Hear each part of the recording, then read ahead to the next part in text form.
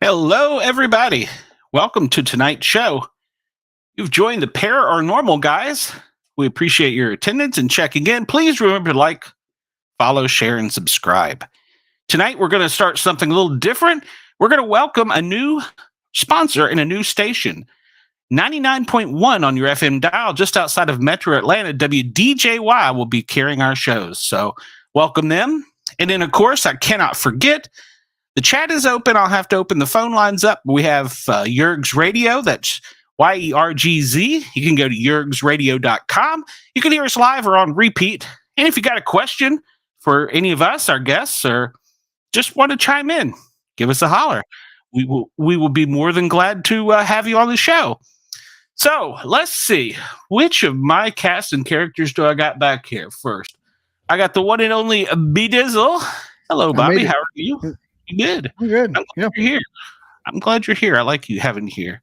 So keep you out of trouble too. Mrs. Dizzle tells me. Makes me sleepy. It's like a toddler. You're like running the energy out of me. I'm gonna try. We're gonna make this work. We have the newest one, Bulldog, but we also call him Jason. We call him other names, but we won't go into that. Jason, you doing all right tonight? Hanging in, man. Hanging in. All right. And let's see who else we got back here. We got Miss Dina. Hello, Dina. How are you? Hi. I'm good. How are you? Doing well. All right. Well, I'm going to get this phone line kicked off. In the meantime, our guest is here, Vic. He is host of his own podcast. Well, you know what? I think I'm just going to let him tell us all about it because he'll do it much better than me, and I'll probably screw it up and say something stupid. So without further ado, Vic, welcome to the Paranormal Guys. We're glad you're here. How are you this evening? I'm doing good. How about all of you? Doing well, sir. Doing well. Very well. Good. Everything's soaking wet, but we're fine. Yeah. Yeah. Here in the South, we're going to float away. Yeah. So, Vic, tell us a little bit about yourself. I know you have your own show, and you like to talk about our favorite subject, the Bigfoot. Well, I have 4 podcasts. I've got 2 Bigfoot-specific podcasts, 1 Dogman-specific podcast, and 1 paranormal-themed podcast. The newest Bigfoot podcast is called My Bigfoot Sighting. And then the Bigfoot podcast I started back in 2016. I've been airing weekly episodes for. That one is Bigfoot Eyewitness Radio. And then the girl that brought me to the dance, of course, is Dogman Encounters Radio. I aired the first episode for Dogman Encounters August 22nd of 2015. And then the newest show is called My Paranormal Experience. That's a little over a year old. And on that show, we basically cover everything except Sasquatch and Dogman related experiences. So it's enough to keep me busy. I've heard of 2 of those. Yeah. I don't know how you do that. I can't manage hardly with 2 or 3. So it's a lot of work. Definitely. It is. It is. People don't realize it. So Why do you think I only do 1? you come in with ours. Was this a project of just love and adventure for you or curiosity? How did this start about? Well, I used to co-host a Bigfoot-specific podcast way back in 2007 and 2008. That show was called Campfire Shadows, and I also co-host on it with a now deceased Shane McMahon. And back then on Campfire Shadows, we had regulars like Bear and Kumbo, Tim Kumbo Baker. Well, they would go out all the time and do investigations. And when they'd come back, of course, you'd want to hear what happened and all this. Well, one time they came back and they talked about someone in the group, I think it was, seeing what they called a dog-faced booger. Well, they're from the South, and I'm sure a lot of you know that a lot of people listening know that a Southern appellation for Sasquatch is booger. Well, or boogers, I should say. Well, they came back and talked about this whole dog-faced booger thing. And I'm thinking, okay, I know what a booger is, but what the heck is a dog-faced booger? So I asked them about that after the show. I can't remember if I asked Bear or Kumbo, but I had to find out more about that. And as they're explaining it, it sounded like a werewolf that they were describing. So I found out in a roundabout way that what they're talking about is commonly referred to as a dogman. So I did research into it, and it wasn't very long before I realized, okay, let's see, if you have an encounter with a booger, you can almost go to your corner grocery store and find someone to get help from, to speak with and whatnot. But if you encounter one of these dogman things, who do you go to try and get help to bring your life back into order? I thought, you know what, there's real need here. So fast forward years down the road, I think it was 2014, I had all the pieces together to basically bring dogmanencounters.com, the website, online. And then I started having eyewitnesses contacting me, and I started trying to help them come to terms with their encounters. And about a year or so, maybe over a year after that, I aired that first episode of the show. And basically the rest is history. Ow. Very cool. This is what I do. Virginia, they used to call them wood boogers, I remember. That's what my hat says. Oh, was Yeah. My hat says wood I booger. have to do my old man impression and look at the bottom of my glass. I can't even see it. Really? Good Lord. Well, God. so Vic, have you had any experiences with the Bigfoot, or is it just that you like hearing other people's stories, or sometimes trauma with the Dogman? Well, I've had what I believe to be, I'd say 99.9% sure, what was a true bona fide Sasquatch encounter. And then there have been two other encounters, situations I've been in where there's a strong possibility that it might have been a Sasquatch, but I didn't see it for sure. So, from what I did see, I think they were Sasquatch, but I can't confirm that. Cool. So, a lot of people are divided over this, and it's fighting words in some camps. Do you believe they're flesh and blood? Do you believe they're angels? Do you believe they're aliens? What are your thoughts on it? Well, the longer you do what I do, it's only natural. It's like a natural evolution that you start to at one moment be convinced that they have to be flesh and blood creatures that are just out there trying to make a living. And the next thing you know, your paradigm shifts and you're convinced they have to be from the ether. So I just go back and forth. One moment being pretty convinced they have to be from the ether, supernatural beings. And then the next moment, you're convinced they have to be flesh and blood. So I really couldn't tell you what they are. It's a Or really flesh and good blood question. while they're here. Yeah. That's what I think. Flesh and blood while they're on this in this plane Realm. Do you believe they travel through portals? Well, I've spoken with a lot of credible eyewitnesses who they definitely would make you think that they do travel through portals. I mean, some very credible eyewitnesses who will tell you point blank that they saw them either step out of or step into a portal. And I've heard that postulated before that they're flesh and blood when they're here, but I mean, that wouldn't explain some of the things that very credible eyewitnesses report that point soundly towards them being something other than flesh and blood. I mean, how could a flesh and blood creature emit blue flames from its body? So, yeah, I mean, there are things out there that just really make you scratch your head, and it's just so hard to put a finger on these guys. Yeah. It changes every time you start to nail it down too. Somebody will have a sighting that's completely out of left field, or they'll see those little people. I don't understand those guys. Oh yeah.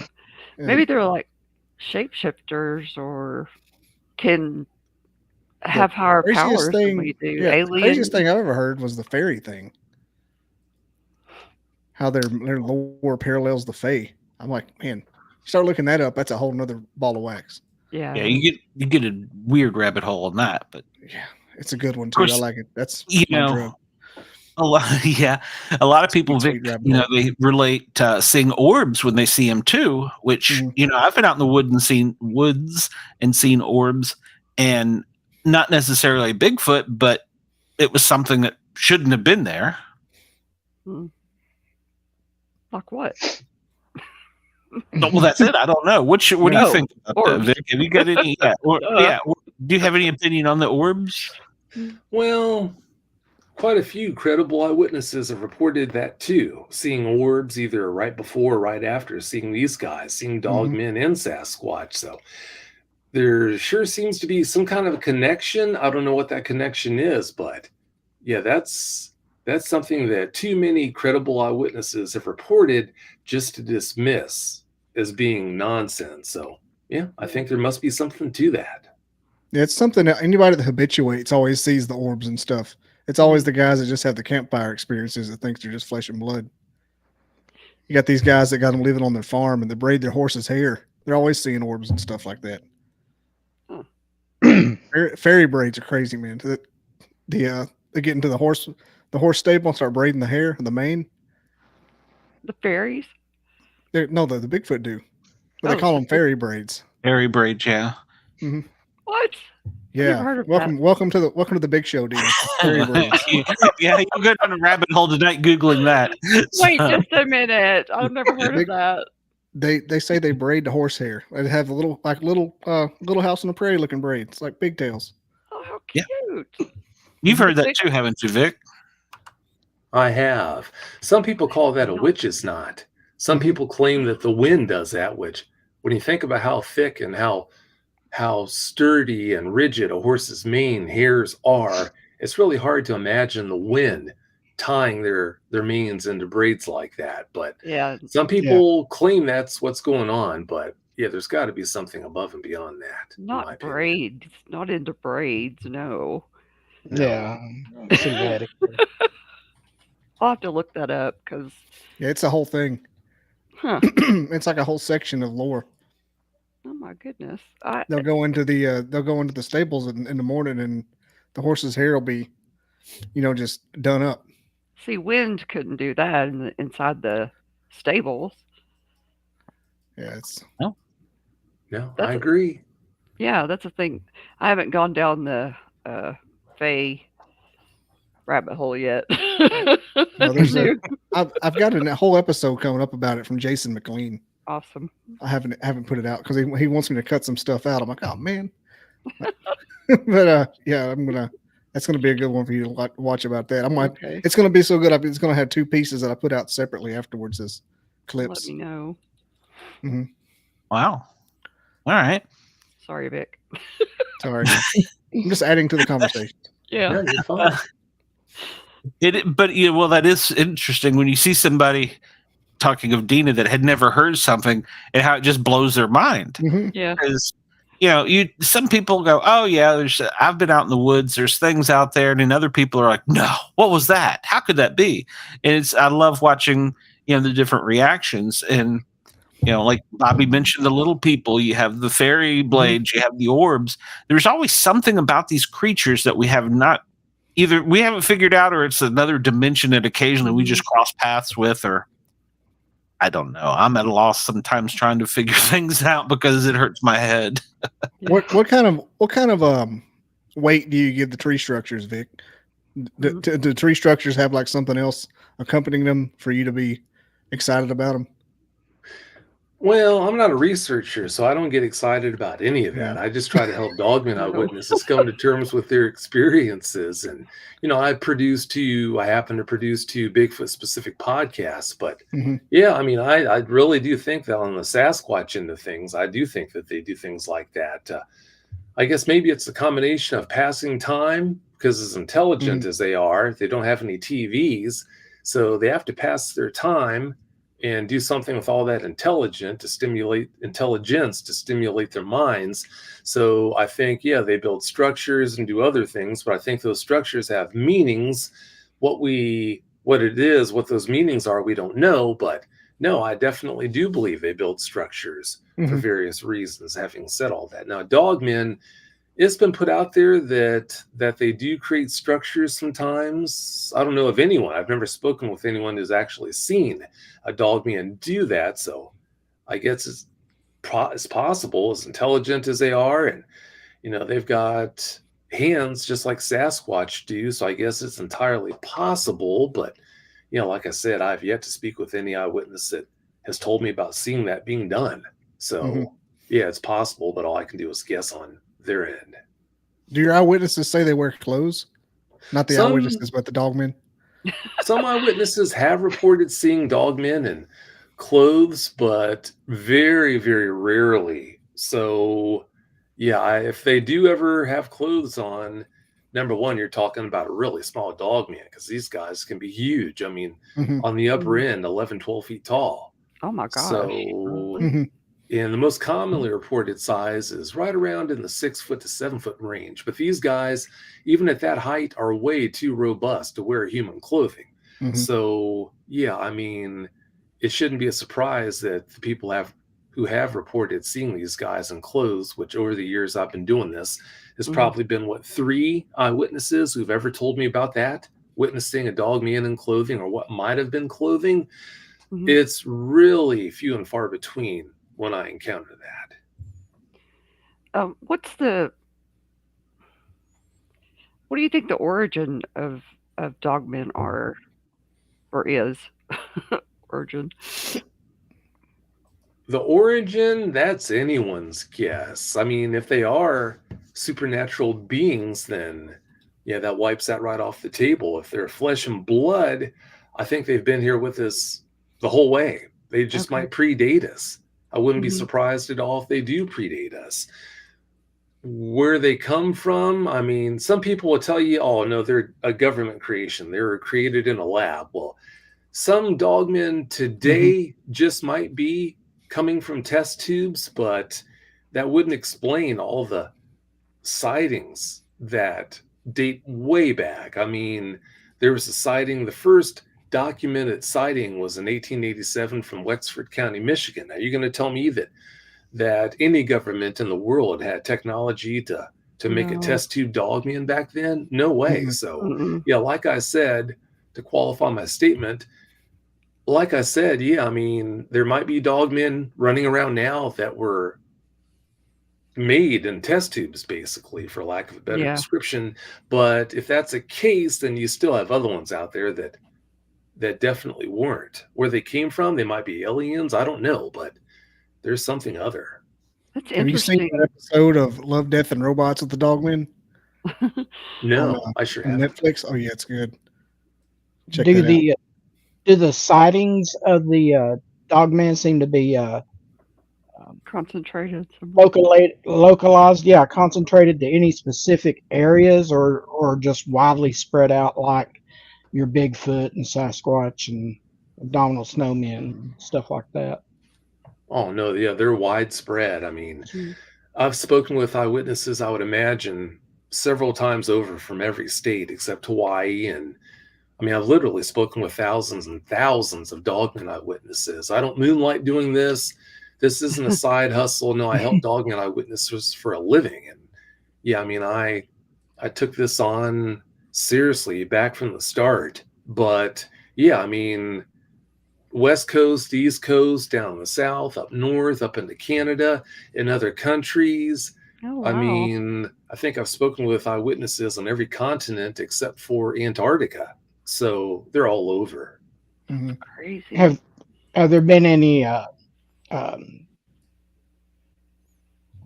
physical attacks or anything like that you? There have been. There have been. There have been, but they are very, very few and far between. It seems like a fad right now, and I can understand that fad because fear sells, but there's so many shows out there now that it seems like every time you turn around, this week's episode is all about the mind-eating dogman that'll split your skull and gobble down your brains. Land between the legs. I mean, it just doesn't make sense. I know as a fact that almost all of those accounts have to be fictional. When you deal with the volume that I do, like I said, I've spoken with thousands upon thousands of Dogman eyewitnesses, and the grand total of credible eyewitnesses who have ever told me about being harmed, intentionally harmed by the Dogman or Dogmen they encountered is a whopping probably 7 or 8. Well, if you look at those metrics, okay, thousands upon thousands as far as a pool, a sample size, okay, how many credible eyewitnesses have told me about being attacked? 7 or 8?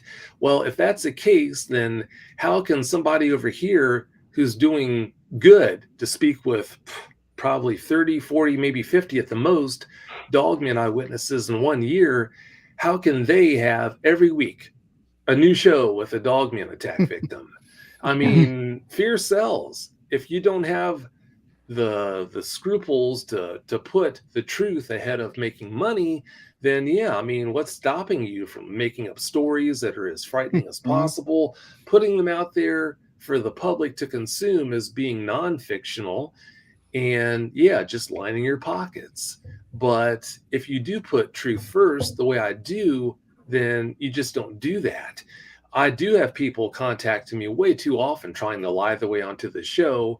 And one of the ways they try to do that is to reach out and try to report being attacked by a Dogman. Well, if they do that, then I know if you're attacked by a Dogman, then it was definitely close enough to you for you to notice certain things that only someone who was that close would be able to see and know. It's funny, this eyewitness wasn't attacked by the Dogman that he encountered, but something really profound happened. I'm talking about an eyewitness, Michael Lawrence, who was on episodes 34 and 35 of Dogman Encounters. He talked about on those episodes how he was camping with his Boy Scout troop in the Anza Borrego Desert in California when he was a kid. And he said that not too long after going to sleep in his tent, he heard these footsteps approaching his tent. So he goes and looks out one of the vents and sees this small Dogman and about an 8-footer, a 9-foot Dogman with it. And he said that the small one came around to the door of his tent, and to his horror, the zipper started to open, started to unzip. And this juvenile Dogman, this small Dogman, proceeds to come into his tent and sit on his legs. And then before you know it, it starts licking his face. And when I read his report, because to reach out to me, I require eyewitnesses to submit reports to the website, to dogmanencounters.com. Well, when I'm reading his report, I'm reading this and thinking, okay, yeah, this is so over the top. I really need to vet this guy to make sure he's on the up and up. Well, I did. When I scheduled the first phone conversation with Mike, we had a little bit of small talk to kind of break the ice, and then, okay, down to brass tacks. Let's get down to it. I started firing vetting questions at him that only someone who was that close to a Dogman would know the answers to. So I lobbed the first vetting question at him, and it was like me asking, okay, what color is a football? I mean, just instantly, boom, the correct answer came back. Wow. Well, how about, and then I asked another vetting question, only someone who was that close to a real bona fide Dogman would know. He fired that right back. What do you hit a baseball with? I mean, it was that matter of fact, that quick. I'm thinking, this guy is a real deal here. That must have really happened. We recorded the show after we had a nice long talk about his experiences. That wasn't the only encounter he's had. But it's funny because after episodes 34 and 35 aired, where he talked about the encounters, especially the one in the Anza Borrego Desert where that Dogman licked his face, people were coming out of the woodwork, sending me messages about shame on me for not vetting my guests and having him, an imposter like him, come on the show. And I'm just laughing, thinking, you know what? You don't know a thing about what you're talking about. He is the real deal. So, yeah, I mean, you do have people like him who they have profound experiences and they're telling the truth about those experiences. And yeah, I mean, that's great. That's how it should be. But unfortunately, on my prior point, it seems like I have just way too many people contacting me and trying to lie their way onto the show by reporting being supposedly attacked. A perfect example, a funny example for you to highlight that is, there was a guy who contacted me some time ago telling me about how he was supposedly horseback riding with friends in Kentucky. And they were all riding up this long, gradual hill. He was the last one in line. And he said all of a sudden he noticed movement to his right, I think it was. So he turns his head and looks, and here's this huge dogman that comes walking up alongside him and his horse. And it was so big, he said it was looking right in his eye. Well, next thing he knows, he claims it swatted him across the chest, across the torso, and knocked him off his horse backwards. Well, when he told me that, I said, okay, if it did that, it must have wounded you, didn't it? And he said, yeah, it did. It gave me slash marks across my chest. I had to go to the hospital. Well, I said, well, sorry to hear about that, but if that happened, do you have any pictures of those wounds? And he says, yes, I do. Okay, gotcha. So I said, would you mind sending me any pictures of those wounds? He said, yeah, I'll definitely do that. So after that conversation, I contacted another person I know, and basically they were nice enough to put pieces in place because they live out in Colorado. They were nice enough to put pieces in place because they know two very well experienced trauma surgeons who specialize in dealing with people who are attacked by large predators like mountain lions and bears. Who better to look at these pictures and tell me their qualified opinion if these pictures of the wounds are showing legitimate wounds or not? Well, I don't take evidence that's given to me and just broadcast it all over the place. I don't send it out to anyone without permission from that person who sent that evidence to me beforehand. So I asked him, after I had these trauma surgeons lined up, I asked him, I said, okay, I've got a question for you. I've got two trauma surgeons who specialize in people who are attacked by large predators. I've got these trauma surgeons lined up, and they're more than willing to take a look at your pictures if you give me permission to send your pictures to them, that is, and give me their qualified opinion. Are you okay with me doing that? And he practically left skid marks getting out of there when I brought that to his attention. And that's the way it almost always is, time after time after time. So, yeah, I mean, it's just really frustrating. If you don't have anything better to do than to lie and try to lie your way on to someone's show, I mean, you need help. You really do. Yeah. They're out there. Very odd. Definitely. I'd be really afraid of getting caught. I mean, that you've got to be really brazen to do that. Well, Yeah, you being know a what hoaxer. You can't not be a hoaxer. What is it? Yeah. Everybody wants their like 15 minutes of fame. Yeah, that's what they say. It's true. Yeah, Vicky, when you were saying, I want to go back to your story with the Boy Scout. When he unzipped the tent, he was a Boy Scout or he was the leader? I was confused on that. Was he a young fella or was he an older gentleman at that time? Yeah, he was a kid at the time, and no, he wasn't the troop leader. He was just a Boy Scout at the time, and you know, that's when that dogman, the juvenile, came around and unzipped the door and invited itself in. And as he was laying on his sleeping bag, he could see that 9-footer looking down at him through the vent. And he said that the look on the big one's face, he thinks it might have been the small one's mother or something. He said the look on that big one's face was basically akin to, don't you dare move. You stay right there. Yeah, no kidding. That's one puppy I don't think I'd want on my lap. Another thing that you said that he had other visits, and that was something I wanted to ask you about, not just with him, but the people that we do believe have had legitimate experiences, for the lack of better things. A lot of them do have multiple experiences. Have you found that to be true? And if so, what do you think of that? That's true. A lot of eyewitnesses do have multiples, but that's when it comes to dogmen, it's a canard to think that that's the norm, because the norm is most eyewitnesses only do have one encounter. A lot do, like I said, have multiples, but Yeah, that's still the exception, not the norm. Most eyewitnesses do only have one encounter, not multiples. So, yeah, it's all too easy when you listen to the show, when you hear so many eyewitnesses talking about their multiples, to think that that's the norm. But, yeah, like I said, it's not. May I ask how you help people? I mean, do you just take them through it, or do you do any type of counseling or hypnosis, or do you want to explain your process a little bit, or do you mind explaining your process a little bit?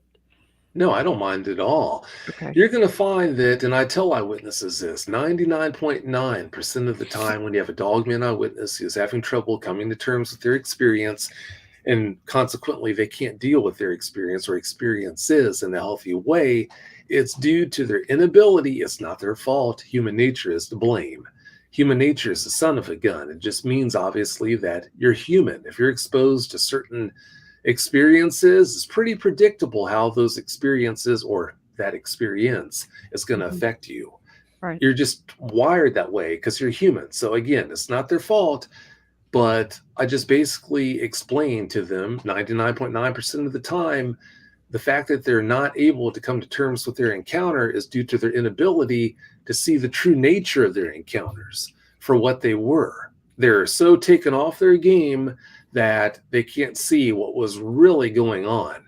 Perfect example, when you have an eyewitness contact you and tell you, you know what, Vic, about 25 years ago, I used to live by this huge national forest. And back then, I was a huge nature nut. That's why I lived there. Well, when I would get bored back then, I would go on these nice long walks in the forest. And one summer day, it was a beautiful day. The weather was perfect. It was in the upper 70s, and I was off work. I was bored, didn't have anything to do. So I thought, you know what? I'm going to go for a nice walk. So I made a sandwich, put together some other things, threw all that into a backpack, got some water too, threw that backpack over my shoulder, headed out the back door and into the forest. Well, it was a perfect day, like I said. The temp was in the upper 70s. There was a great breeze blowing. The scents of the forest were magical almost. I was having a great time. Well, I was a good distance into the forest having a great time when all of a sudden this giant 10-foot plus werewolf looking thing jumps out right in front of me. And it's well within grabbing distance, and it's snarling and snapping at me, and it's reaching out for me, and then it's standing up, and it's reaching out for me, and then it's standing up, and these huge big gobulets of slobber and drool are running between its lower canines, and I can still remember the sound of those gobulets of slobber hitting the dirt, pitter-pattering, hitting the dirt right in front of my feet. It was just horrible, Vic. Well, I'm sure it was. What did you do? Well, I did the only thing I could think of, Vic. I screamed at the top of my lungs. I peed my pants. I collapsed in a heap at its feet, curled up into the fetal position, and just was almost going into convulsions. Well, I can understand you doing that, but when you did that, what did it do? Oh, it turned around and walked off into the trees, and I never saw it again. Oh, my goodness. You want to talk about a deadly kill you on sight monstrous killing machine. Here it had you dead to rights, and you left that experience without a single hair in your head being harmed, without a single hair in your head. You try that with a mountain grizzly bear, you try that with a tiger, with a Bengal tiger, and you tell me how that's going to work for you. That dog man left because it got what it wanted. So yeah, I mean, it's just their inability to see their experiences for what they really were, like I said, is due to the fact that they've been knocked off their game so far because of the trauma. They were unable to see. They're unable to see what, if it wasn't such a profound experience, it would be immediately evident to them what was going on. But because of them being so traumatized, they don't see what was really going on until I bring that to their attention. And then after I do, then they can start putting the pieces together. And I'll also share with them what I know about dogmen. That is a very common MO for those guys. I mean, they'll go miles out of their way to terrify you to within an inch of your life. And once they have, okay, well, I got what I wanted, move on. So That's basically what I do. Okay. Well, that makes sense. Another, not to interrupt you, Dina, but no, go ahead. another perfect example of people being knocked off their game is, another one that stands out about a guy going on a walk and parking his truck right in the middle of this green field and making it like maybe 200 yards into the wood line. And all of a sudden this huge dogman jumps out in front of him, and he's just paralyzed with fear at first. And he's just trying to figure out what he's going to do to save himself from this deadly, mindless, monstrous killing machine. So then he goes on to tell me, I've always been a lightning fast runner. In fact, in college, I was all state. So I did the only thing I could think of to save myself from this dangerous, deadly, monstrous dogman, Vic. I spun on my heels and I ran as fast as I could, all 400 yards back to the ranger that day.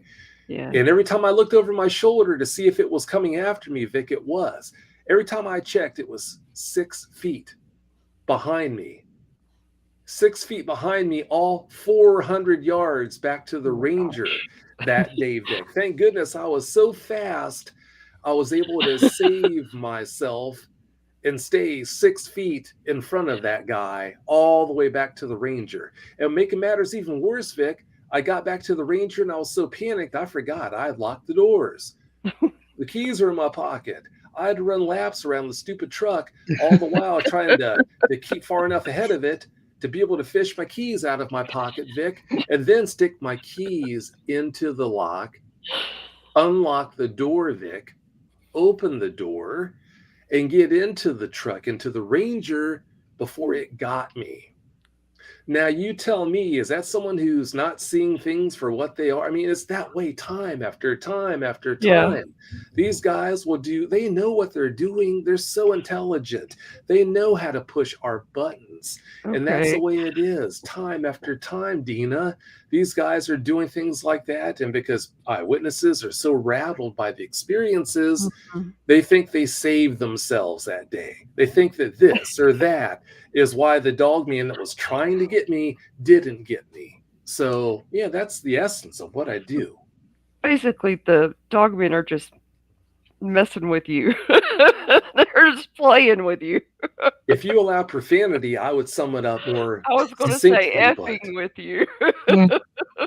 Yeah. That almost came out, but one of the I don't get many not first-hands, but I don't have many people that I would consider close to me ever tell me any experiences about a dogman. But a friend that he goes out in the woods all the time, and he just sleeps in his truck, so he doesn't have to set anything up. He'll go hiking all day, all night, and then just come back and crash in his truck. And he swears on his life that, and it's a lifted, I think it's a Dodge, it's a fairly full-size truck. He swears on his life that this thing knocked on the window, a dogman of the truck, and just sat there and stared at him. And he was absolutely terrified. He was so terrified he couldn't even, he had a pistol. He could have shot through the truck. And he was so terrified he didn't do it. And he swears that was, he said, just calmly walked off. That fits. That fits. I hear that all the time. Experiences like that all the time. Them just messing with you because they know it's going to just mortify you. For some reason, they get their kicks. I think it's because they don't really spend much time feeding themselves. You're dealing with an apex predator that has an incredible amount of intelligence. So unfortunately, we are their entertainment in a lot of cases. So that's why I think that dogman, perfect example why it did that. Makes sense. If they're that intelligent, it does. I'm sorry. Have there been reports of one getting shot? Oh, yeah. Yeah, plenty of reports. But normally you just don't see the desired effect. I mean, people have used very powerful weaponry. And I was going to ask. It just doesn't work. That's right. It one of the reasons maybe, and I don't know, I'm no expert or no psychologist by any means, but it's so... But he's absolutely right. People are more shook by a dogman experience than they are by Bigfoot, a little person, a ghost.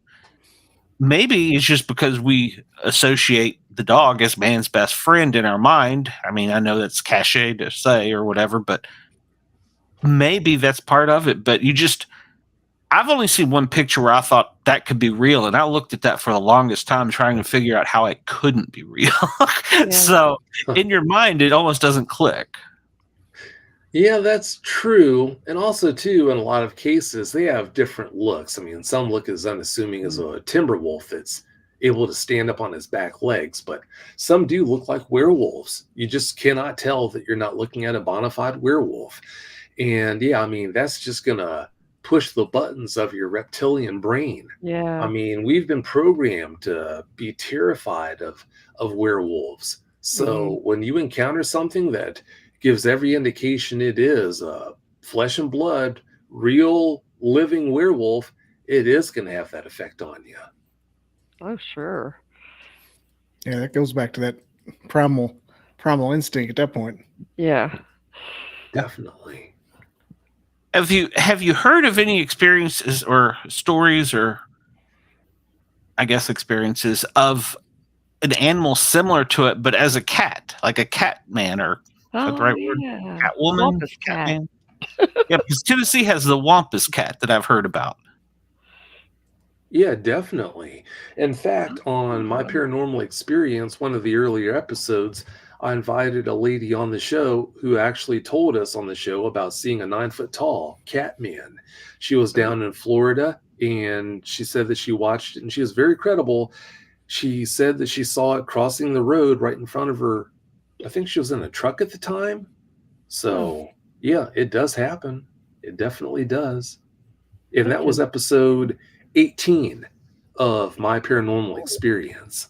If you go on YouTube and do a search for My Paranormal Experience, again, it's episode 18, titled, "Oh My God, I Saw a 9-foot Tall Catman." I want to look Oh that. my God. I think that would terrify me even more.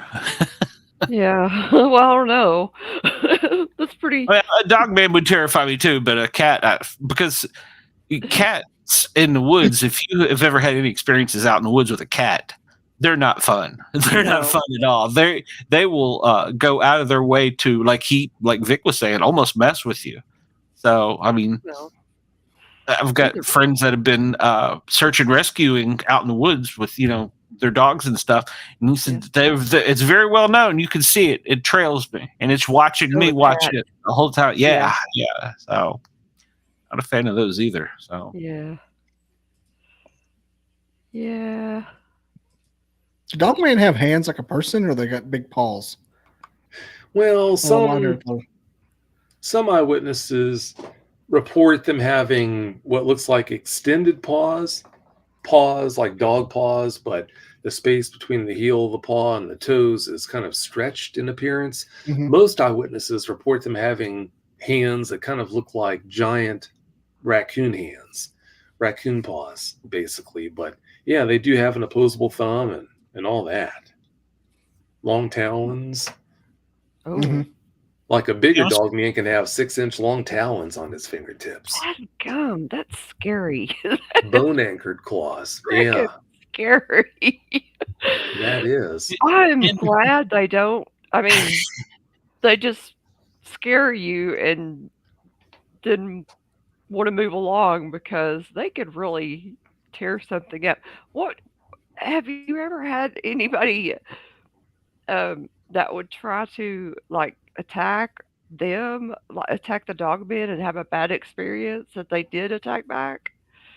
Well, yeah, they don't take well to being shot normally. Well, yeah. And that's why I tell people, there's so many people that go out with a 45 and think they're protected against anything they come across, Dogman included, which, yeah, that's crazy to think that.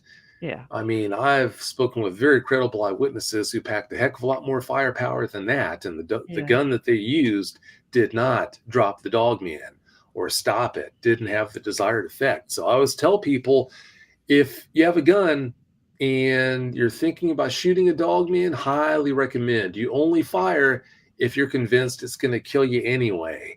Because if it's doing a bluff charge and you shoot it, okay, well, you probably just escalated things to being pretty darn serious then where it doesn't want to bluff you. It's coming for you. Yeah. And also, just to highlight something too, I should have brought up earlier, because you've got so many people who listen to shows where every other episode is just BS made up about dogmen attacking people. Yeah. They're convinced that these guys are wired to be so dangerous, and they really do. Every dogman out there almost does want to kill you if it gets a chance, which is complete nonsense because of the examples I highlighted earlier. I mean, where these guys will have people dead to rights time after time after time. When I speak with eyewitnesses, they were caught dead to rights by the dogmen they encountered, but they were allowed to go without a single scratch. And if these guys were wired to kill you on sight, that wouldn't be the case. Now, it'd be one thing if I'd only spoken with maybe 30 people, 30 dogman eyewitnesses. Yeah. But let's not forget, I've spoken with thousands. Think about that. I've spoken with thousands and thousands of dogman eyewitnesses. Some people will say, well, you haven't spoken to every dogman eyewitness, Vic.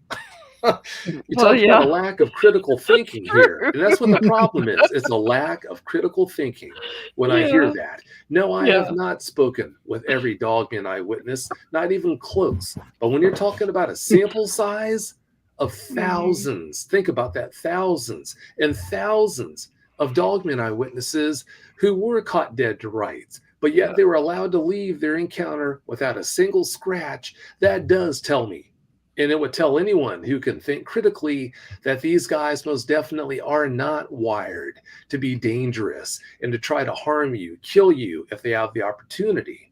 Critical thinking makes that perfectly clear that that is the case. Now, I'm never going to say these guys are safe to be around any more than I'm going to say that all camels are safe to be around, or horses, or house cats, pigs, because you name the critter, you're going to have deviant examples that will harm you or kill you if the opportunity presents itself. So why should dogmen be any different? You've got dogmen that aren't belligerent, that aren't necessarily dangerous by nature, but they might have gotten up on the wrong side of the log that morning, and now they are in a bad mood, and they will harm you if you encounter them. So yeah, I'm never going to say these guys are safe to be around, because that would be foolish to think. But I will tell you, because of the experience I've had dealing with a ridiculous number of dogman eyewitnesses over the years, it's perfectly clear that these guys are not wired to be dangerous. Does that make sense? Yeah. Always made me question the land between the lakes too, you know? Yeah. That's like the holy grail of dogman encounters. Yeah, and they'll tear you to pieces up there. That's why I've always questioned that. It might have happened. That might be a genuine encounter there. I don't believe for a second the guy that came out and claimed to have been there. I don't believe that for a second. He actually went on to another podcast, and I've never spoken with him.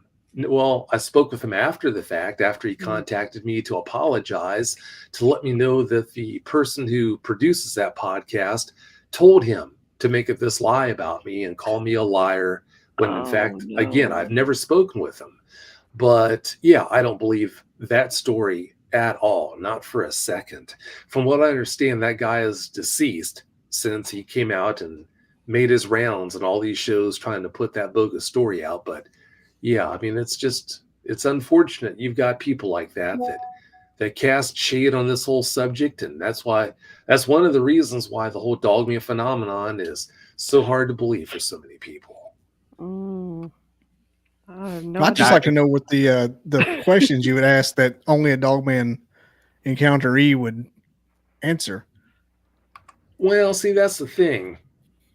Just because you have an encounter with a dogman, that doesn't mean that you're going to have the answers to those questions. But if a dogman is close beyond a certain range, on top of you close, then yeah, you will be able to see these features. So yeah, I don't reveal that for obvious reasons. That's a trump card. But yeah, I mean, I can't do that with people who see them from a distance. Yeah. That makes sense. Okay, that makes sense. I kind of like that strategy. You've got the couple little inside baseballs. Only certain people would know. Oh, sure. I mean, it just depends. You have to have a certain level of knowledge about dogmen to be able to do that, but it's no different than someone who understands bears, even just a general knowledge about bears. If somebody came back and told you, hey, I was out west and I saw this bear that was brown, dark brown in color, and it had like a hump on its back between its front shoulder blades, and its hair was kind of silver tipped. Well, you're going to know instantly what kind of bear they're talking about seeing, even though they don't know the name of the bear. So, yeah, it's just things like that. After you have a certain level of knowledge about these guys, you can use that knowledge to pick out certain pieces. And a lot of times these eyewitnesses will tell you things that jump out at you. Okay, well, yeah. Somebody that's sitting on the couch and never had an encounter, they're not going to know that. So that's how you do it. Wow. So that makes this super interesting to me all of a sudden. Yeah. Like way more than it was. That means there's inside baseball to it. Well, it was interesting before. I know. This makes it more of a. This makes me want to see one just so you can ask me those questions. There is for type 3s. That's just a big quagmire right there. Some people call them type 3 Bigfoot, type 3 Dogmen. They're neither. They have bone-anchored claws. All type 3s have bone-anchored claws, which would disqualify them. That's a disqualifying anatomical feature of a Sasquatch, because Sasquatch have fingernails and toenails the way we do. And you're not going to just have a baby Sasquatch born with bone-anchored claws any more than any human has ever been, just as one of those random things, been born with bone-anchored claws. Right. That's just way too much of an adaptation that just doesn't happen randomly. Just like the fact that all type 3s have sharp teeth. Every tooth in their head is sharp. That's also an anatomical feature that disqualifies them from being a Sasquatch. So I can't tell you what they are, but I can tell you what they're not. They also, type 3s have hominid style legs, the way we do, the way Sasquatch do. So that right there is a disqualifying anatomical feature for being a canid. So yeah, they're definitely not a canid. So that rules out the possibility of them being a quote unquote dogman. But a lot of people still do call them dogmen. It's funny, years ago, I listened to a podcast where Linda Godfrey and a well-known dogman researcher named Hawk Spearman, who's passed away since then, but those two were guests on this podcast, and the two were arguing back and forth about type 3s, because Hawk was saying that type 3s are dogmen. I guess he didn't even know about the canine style with the hocks and the stifle joints instead of ankles and knees.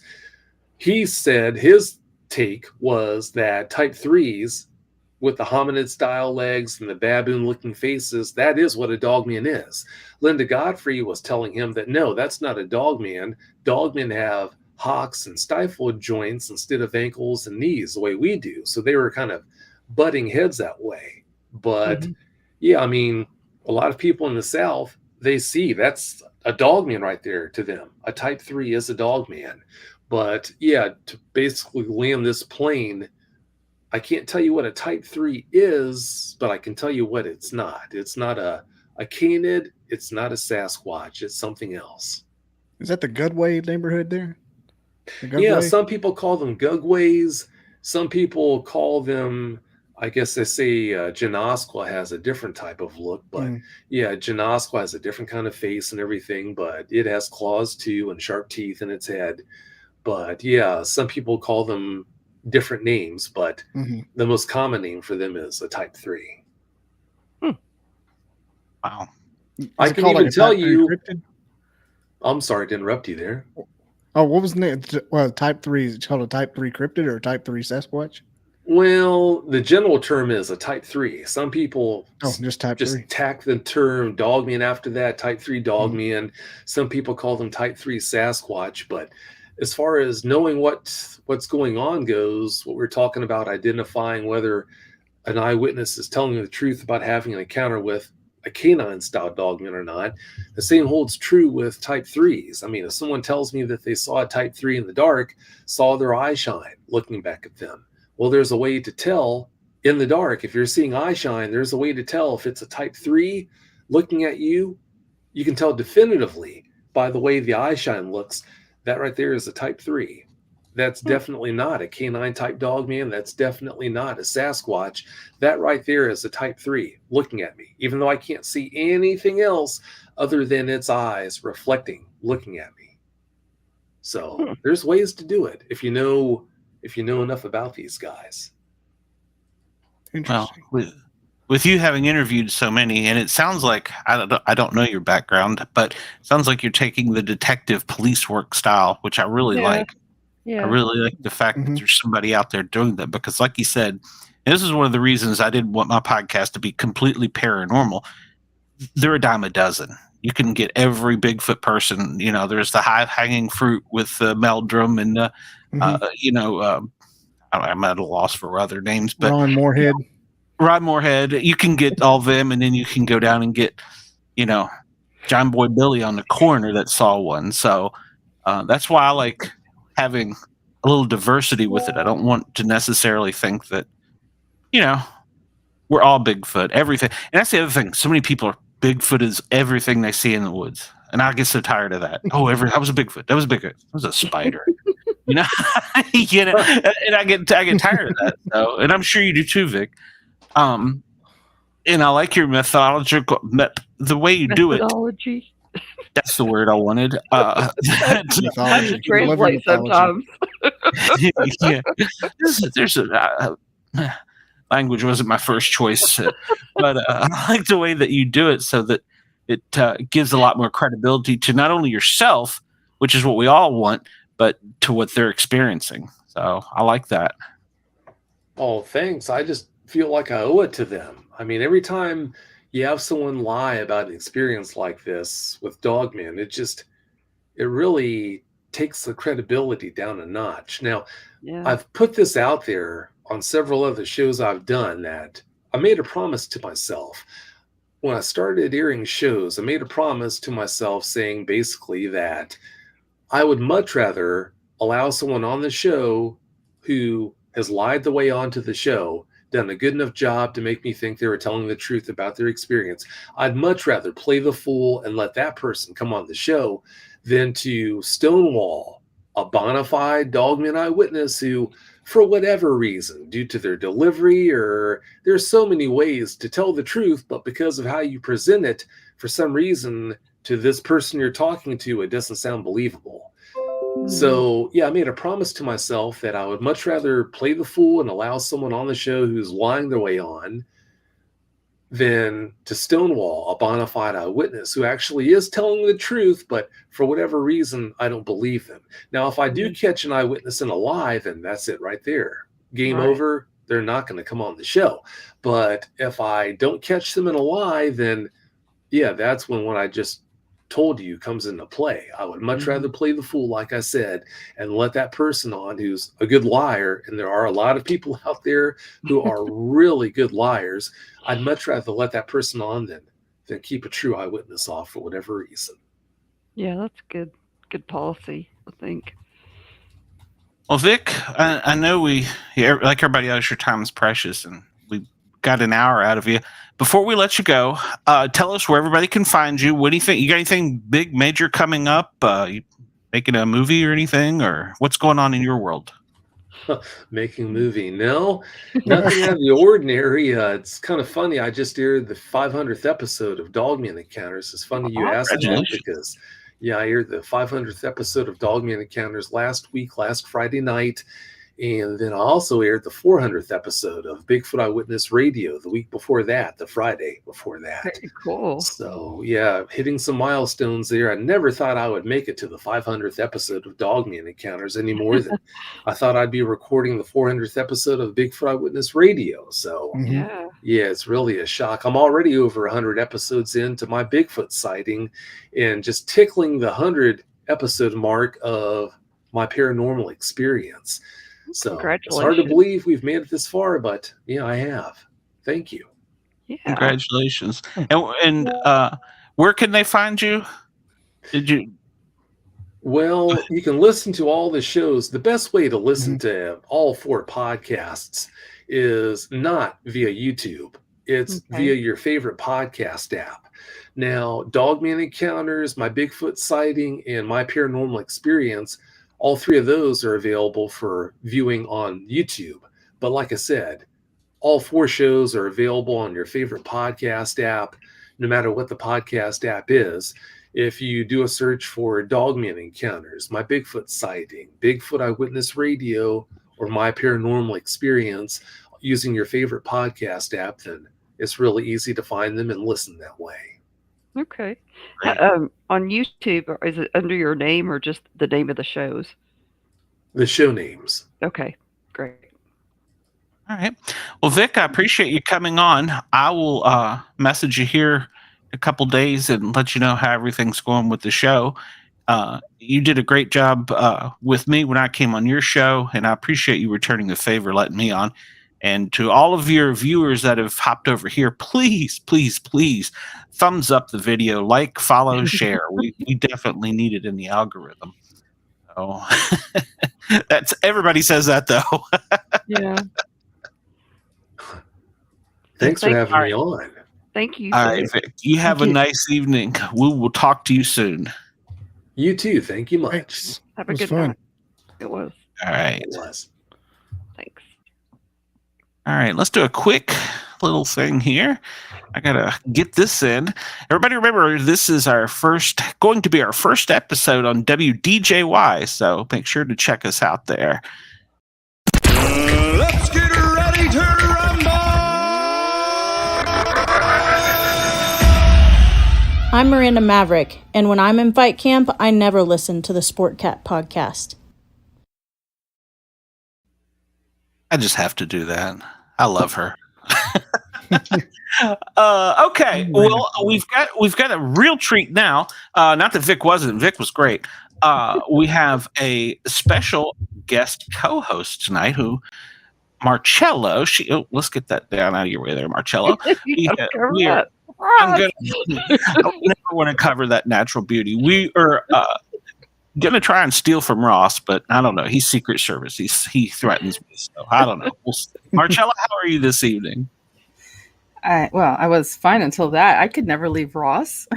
Oh, come on. He's over here texting me. What are you doing? I could never.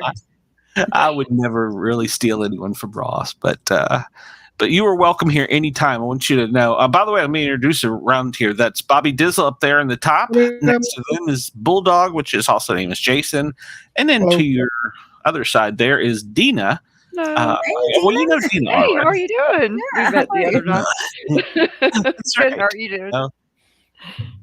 Tell us a little bit about yourself real quick. Isaac is hiding in the background, and I don't want to keep him too long, but tell us a little bit about yourself real quick.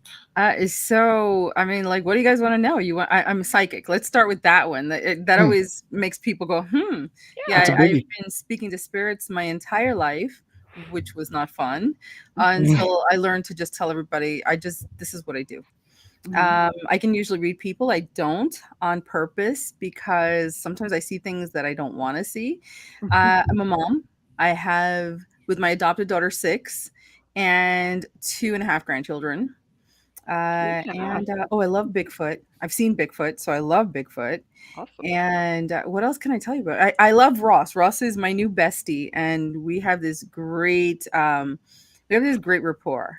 And y'all got chemistry there, and when you're talking, it's really kind of like two close friends talking, and I like it. So. I like that too.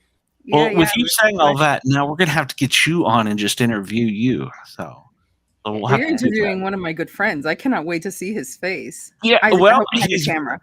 He is backstage. Let's bring him back here. Isaac, are you there? We see just an eye. Where are you, Isaac? Are you with us? Yeah, I'm here. Can you hear me? Yeah. We can hear you, but we cannot see you. I know.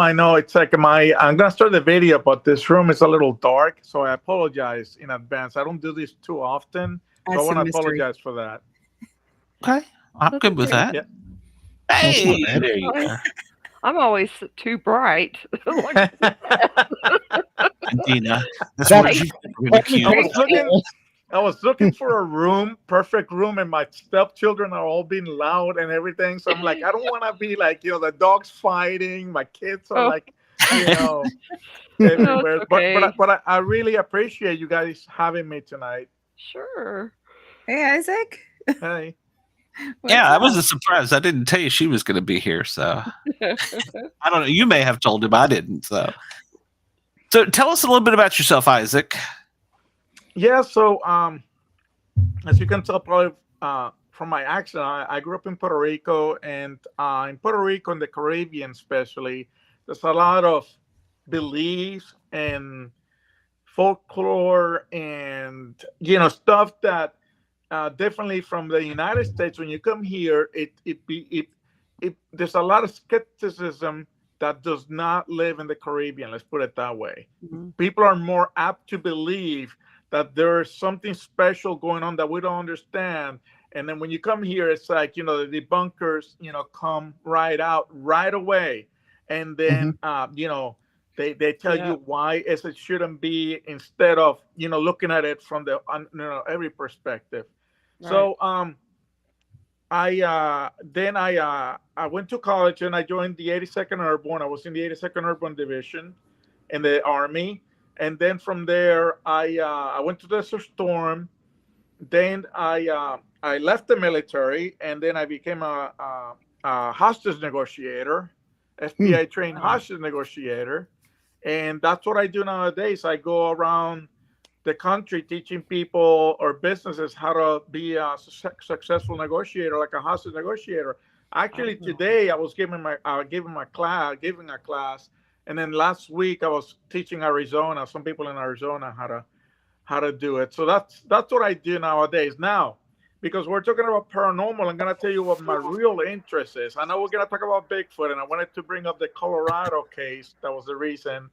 But what I really like about paranormal is cattle mutilation. That's what I really, really like. Oh, that's interesting. And the reason why that is, if you guys think about it, is the only crime in the U.S. that is not investigated and is always unsolved, and basically law enforcement do not put any resources. Nobody cares. Yeah, they don't care. Yeah, and then we can blame cults and what have you, but nobody can tell you what technology they use. Nobody can tell you how they did it so quickly. Nobody can tell you why they did so many. I mean, I've been reading and studying this for years now. I mean, I even listened to Art Bell, if you guys remember him. Remember him, Art Bell? Mm-hmm. Yeah, Mhm. yeah. And he used to have people there, interviewed about this. And so it always intrigues me, because I'm like, to me, it's like there has to be an explanation, logical explanation that maybe we don't understand. And that always fascinates me. So I just wanted to put that out there. Great. I'll tell you what I get, the vibe I get from the cattle mutilations is their millabs. It looks like something the government's using the technology they found in Area 51 to perfect it. Yeah, I mean, cause what's an alien's going to do with the cow? But just a dead cow that's gutted, completely dry. It feels like they're using technology on like non-consequential beings. Yeah, but how would they get It's the government. Oh, that's true. Why wouldn't they? Yeah. They did it to you 2 years ago. But there's a case of this couple. There's a case. Yeah, there's a case of this couple that happened not too long ago. Actually, they're still alive and all that. And it was really interesting because they went to tag this little calf, right? Mm-hmm. And they go to the house, which is like 10 minutes away. When they go back, the calf is mutilated. Yeah.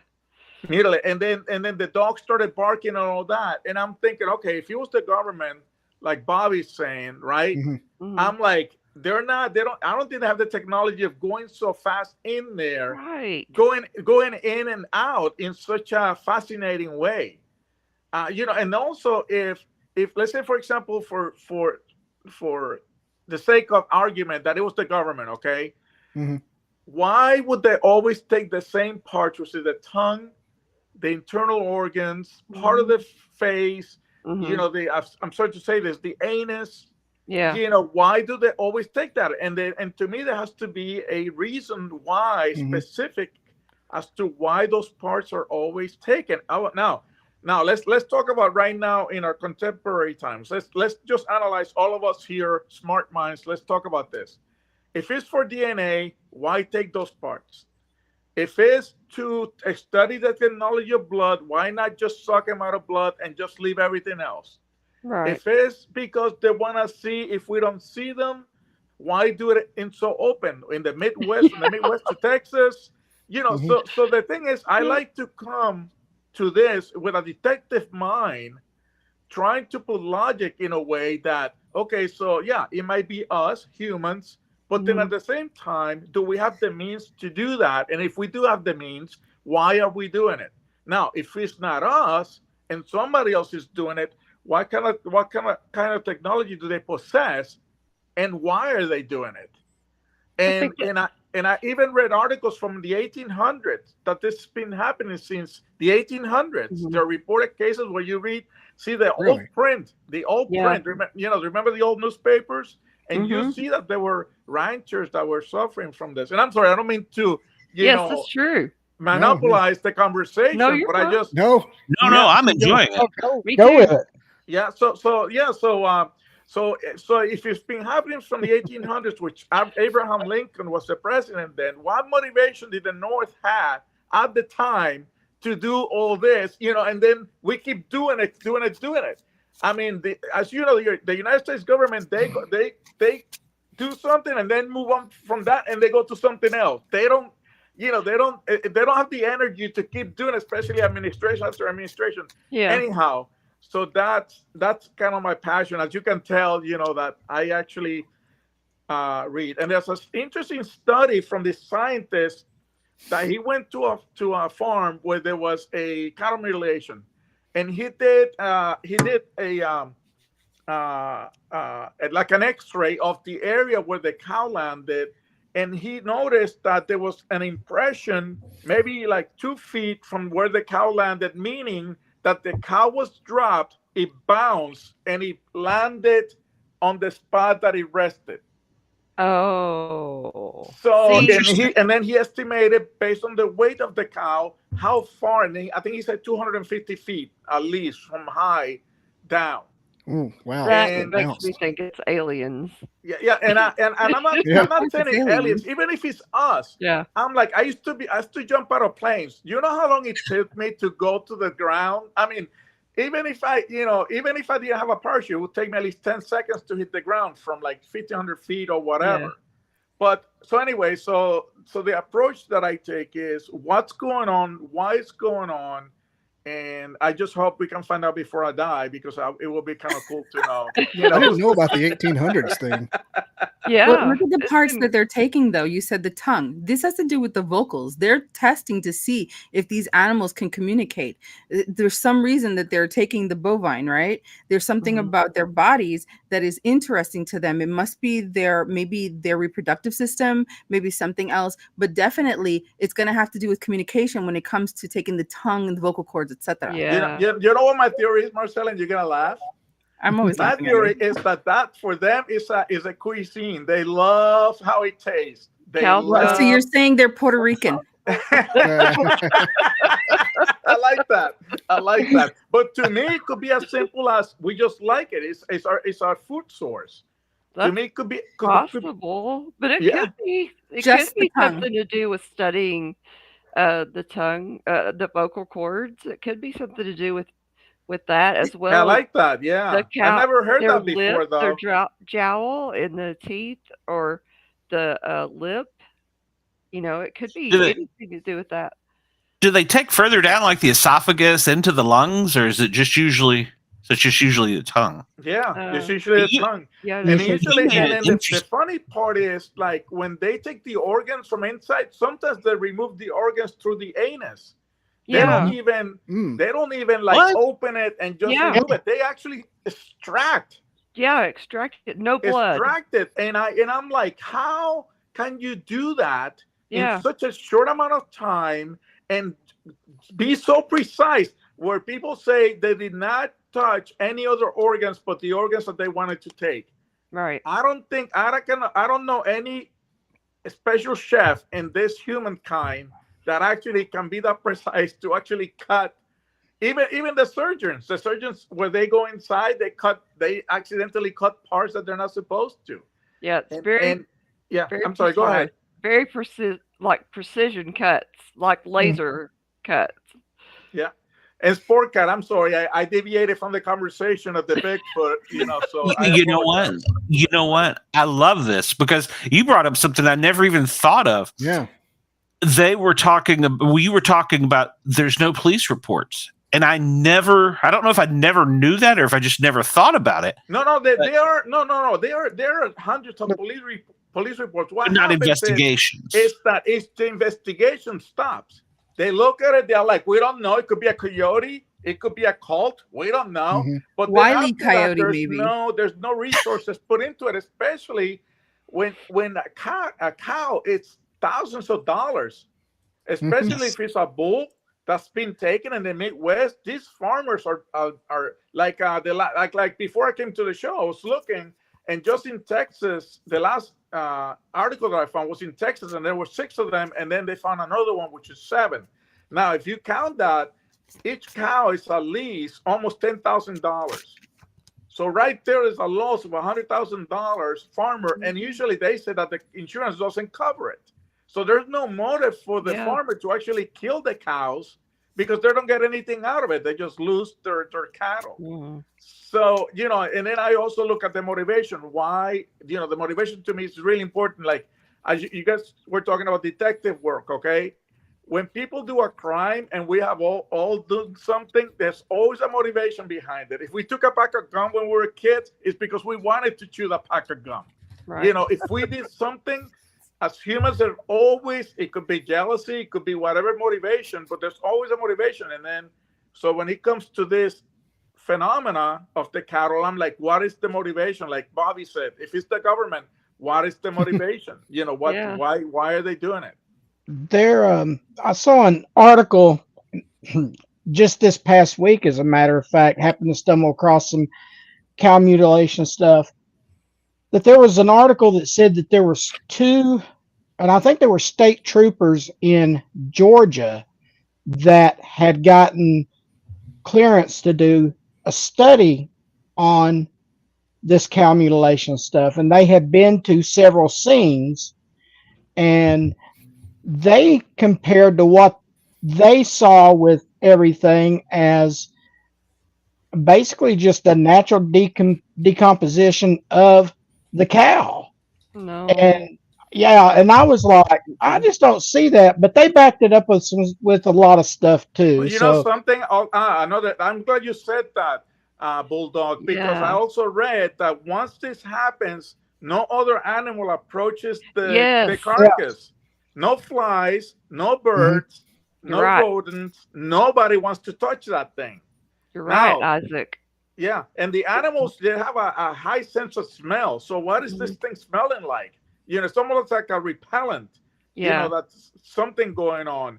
And then when they go and as a lot of times, because they have no blood, they take a little longer actually to decompose. Yeah. You go there 2 weeks after, and you can still see that the cows.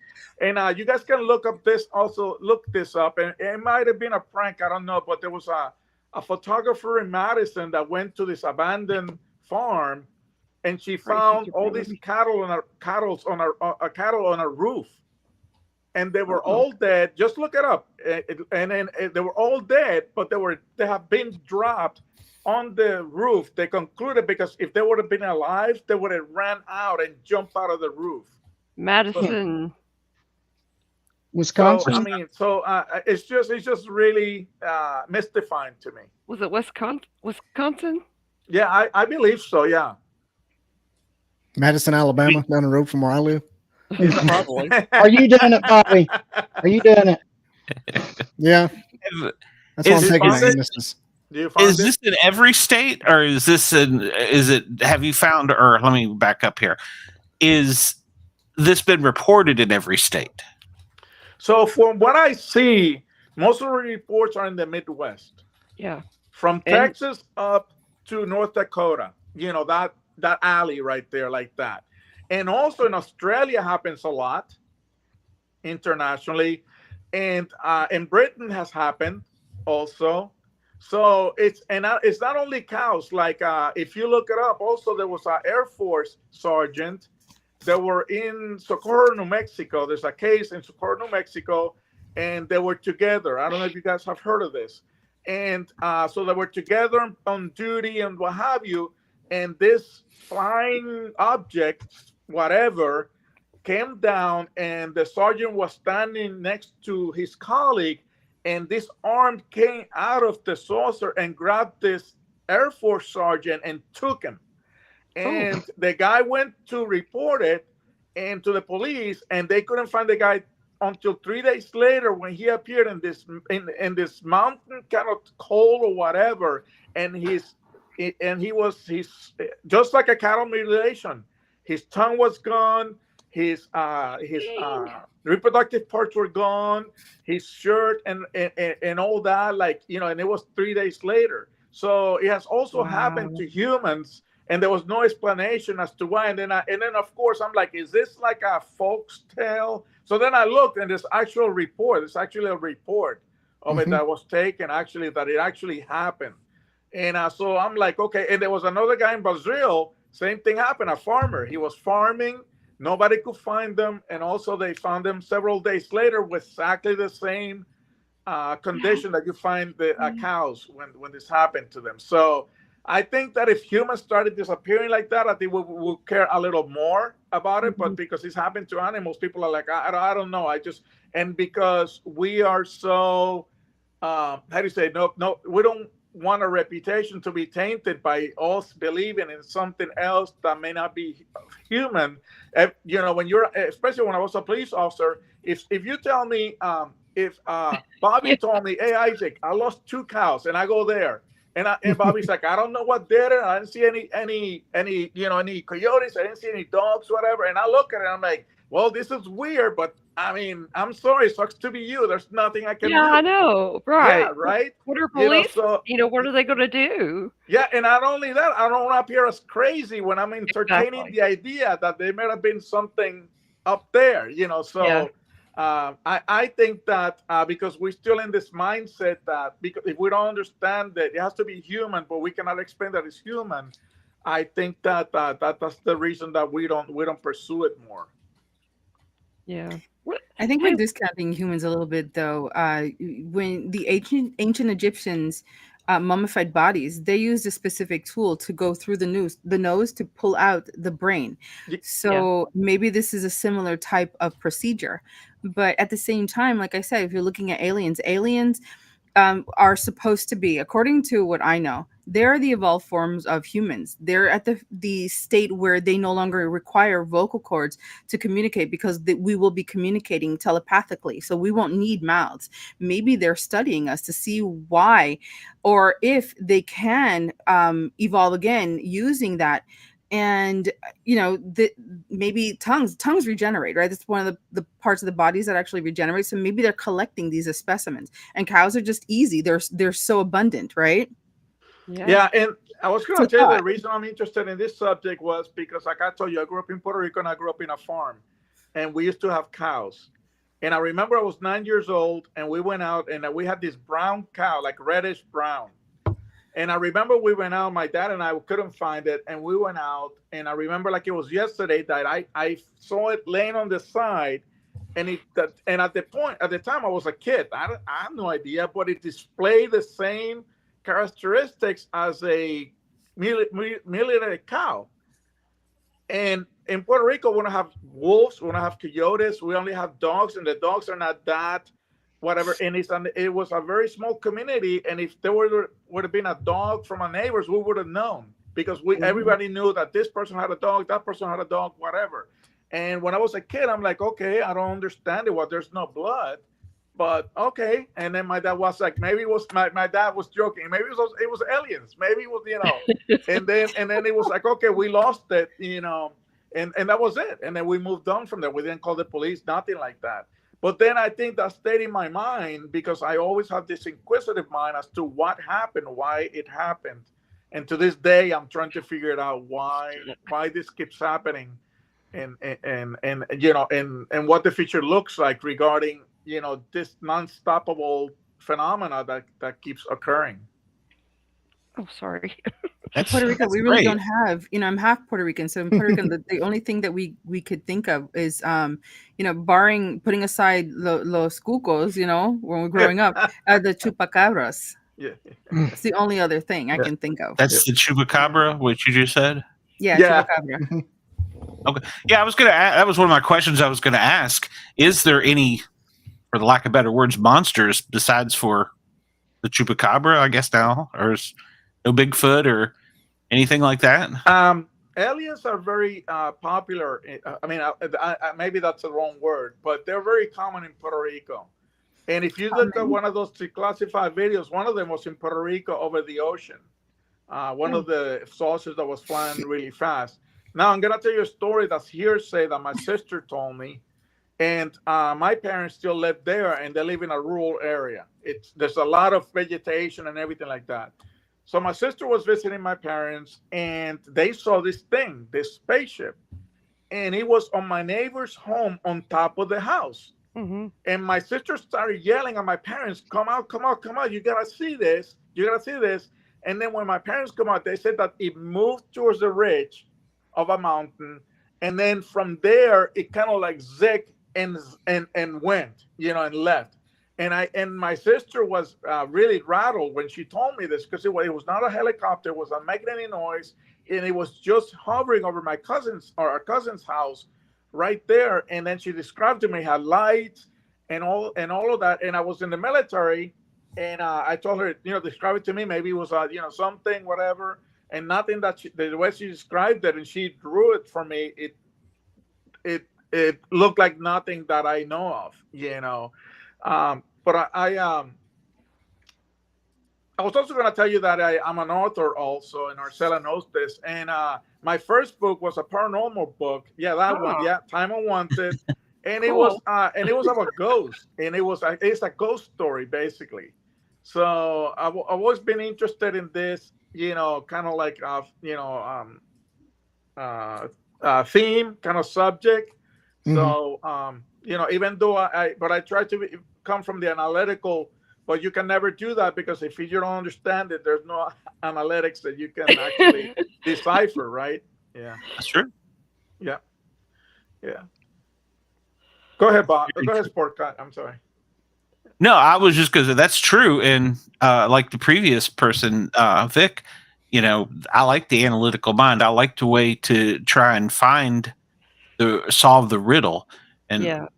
I like you said, I don't know that we'll ever hear it before we go, but yeah, but I like Vic. Vic was a really very good guest, by the way. That was great. You guys found him, because I like the way that he actually thought about things. He actually expressed, because a lot of people, like you say, he said, I like to ask people questions, to make sure that the source is reliable. And I thought I was impressed by that, because not many people say that. Right. Yeah, I like the way he approached things.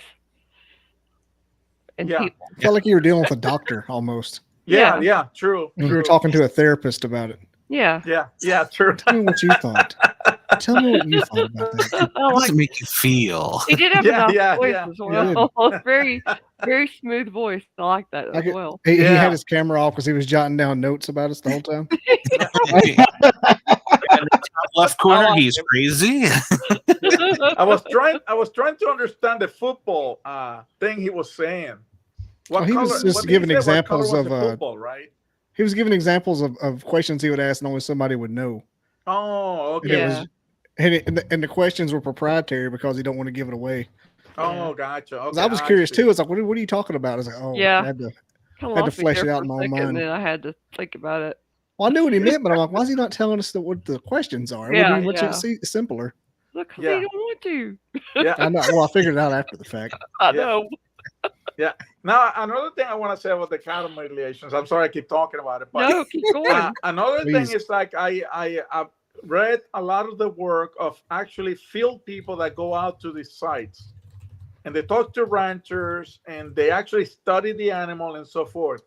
And they're as puzzled as I am. Like, I feel like, because I'm really interested, if I was in the Midwest and I would go to South Dakota somewhere and I would talk to a farmer, I feel like I would be like, I'll just throw my hands up, because I'll be like, I will go there, and I'm like, okay, there's a cow, and there's no blood, nobody's looking at it, and you tell me you were here like an hour ago, and it was okay, and now it's gone, and you didn't see anything, and I'll be like, oh my God, like like I have no witnesses, right? If we got to talk about it like a police officer, I have no witnesses, I have no evidence, I have no fingerprints, I have no DNA, I have nothing to go on, and that's the part. That to me that blows my mind.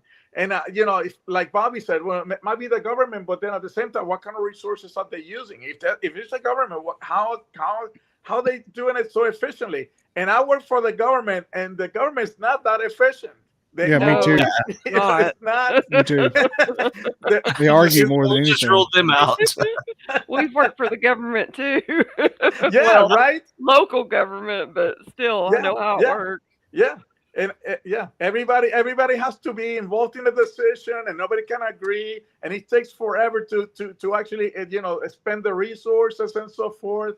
And I used to work in Arlington, right here in Virginia, and DARPA. If you guys know what DARPA is is basically the research of the military. Basically, they're the ones that come with it. Actually, I don't know if you guys knew that Siri was developed by DARPA. Siri on the iPhone, it was developed by DARPA, and they actually provided it to Apple. They sold it to Apple, the technology. So it was first a military thing that they created. So, when we talk about, and then I used to guard that building from time to time. That was one of the gigs that we could do. And the scientists will go there and so forth, but when you will go there, they're almost like blindfolded you, like almost like you cannot look at anybody's office. You have to like straightforward, and they don't want you to do anything. And I actually gave classes to the CIA of negotiation right here in Langley, Virginia, which is like about 20 minutes from my house. Yeah. And the DARPA was even more secretive than the CIA when I went into the building. That's weird. Yeah, right? DARPA's the weather guys, aren't they? That's the weather manipulation. Yeah. Yeah, that's what they say. That's what they say. But I mean, I could talk all night, guys. I mean, I'm like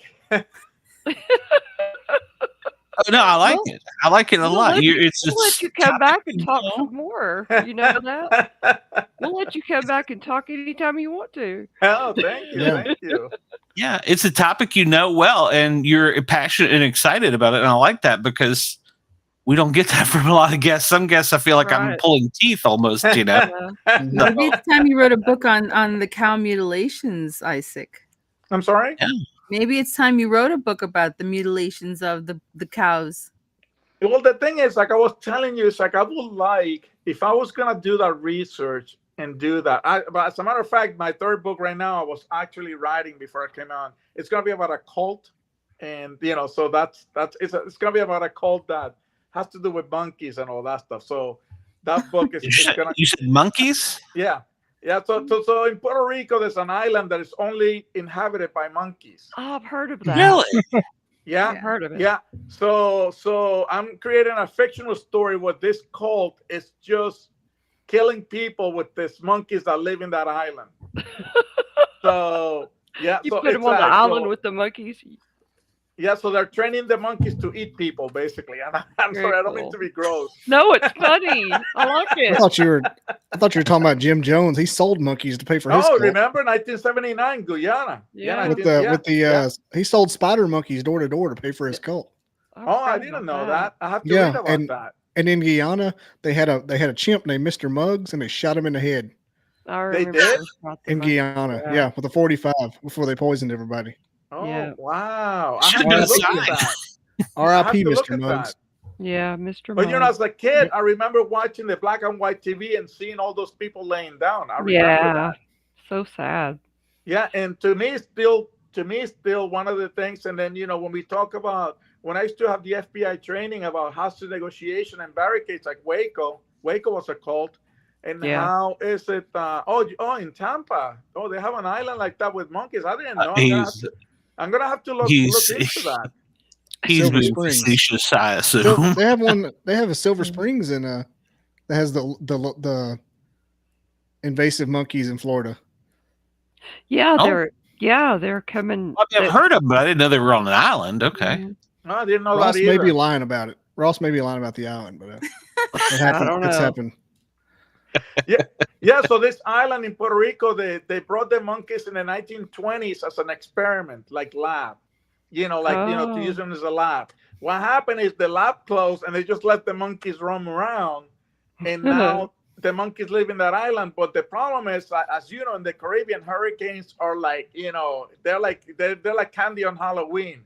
Yeah. So, they come and go in the summer. So what's going on is that I'm gonna have to look at that. Thank you, Monroe. So what happened now that they used to be like 20 and now they're like over 1,000. But the last Hurricane Maria, when Trump went to Puerto Rico, remember that whole thing? Yeah. So now that kind of like took a lot of vegetation out, and they have to feed them more. They give them like Purina food or something like that, kind of like. Okay. I have to say something. I met a person that was taking care of monkeys, and I didn't know that until I noticed her hand, and she was missing like the ring finger. She was missing half of it, and I said, "I'm sorry," and I'm because I'm inquisitive. I said, "I'm sorry. What happened? You're so young. You're." And she said, "Because I was a new person working at the zoo." And I put my hand through the cage, and the chimpanzee bit my and she said that's something, and apparently that's very common. She said if you see somebody that works in a zoo and they're missing part of their finger, it's because a monkey actually bit that off. So I agree with the person that says that monkeys are evil, because we were told They the could be CDC, mean. of course, they experiment and do things with monkeys, and I'm sure other animals. And it was in our fire department's area if it was to ever catch on fire. And we're not even told how deep down the building goes. But like you, we were taken hostage and carried into the building. And they told us literally, if the building ever catches on fire to the extent that it's out of control, do not try and rescue the monkeys. They will attack and kill you while you're trying to rescue them. They said, let it burn. Aside from all the bad stuff at the CDC, they were just like, just let it all go. We'll build another one. So, just leave them in there. You'll hear. I got to say, as a firefighter, that would probably be one of the last things on my mind is rescuing a monkey. I know. I could tell you a horror story. You crawl as you go through a burning building, and you open the door, you go in, and you search the room. You do it rapidly to make sure there's no kids or anything. And I'm doing this in a burning building, and I open the door, and as soon as I open the door, this damn lizard that had a head the size of a cow face to face with me, and I'm like, nope. Oh no. So my captain, he was used to dealing with reptiles. He immediately went in and got it. It was some kind of I don't know anything about reptiles, but it was apparently a pet. And I was like, nope, not today. So yeah, some of those things like which ones are the ones that actually are very like they walk like the crocodile, like the alligators, they walk like crocodiles, but they don't go in the water, but they have this bite. Which one is that one that they? That's the kimono dragon. There they go. That one. Yeah. That one. Kimono? And if I don't know if you guys ever heard the story, and I was thinking that's what you saw, Sportcat. But I was thinking that I think it was. Oh wow, jeez, that's scary. That is scary. Oh my god, yeah. That's Collage. That's my goddaughter. Yeah. Oh. But there was. I think it was. Stone, the actor name. Stone. What was that? What's the name? First name? Sharon? The one that did Basic Instinct. Yeah, Sharon Sharon Stone. Stone. Yeah, Sharon Sharon Stone? Stone. I think was it her husband that got her foot bitten off by a Komodo dragon. I thought that. And anyway, they were somewhere, and the guy got too close, and that thing just ripped his foot off like that. Oh my gosh. Yeah. They're the ones that bite things and they just follow them because the poison kills them.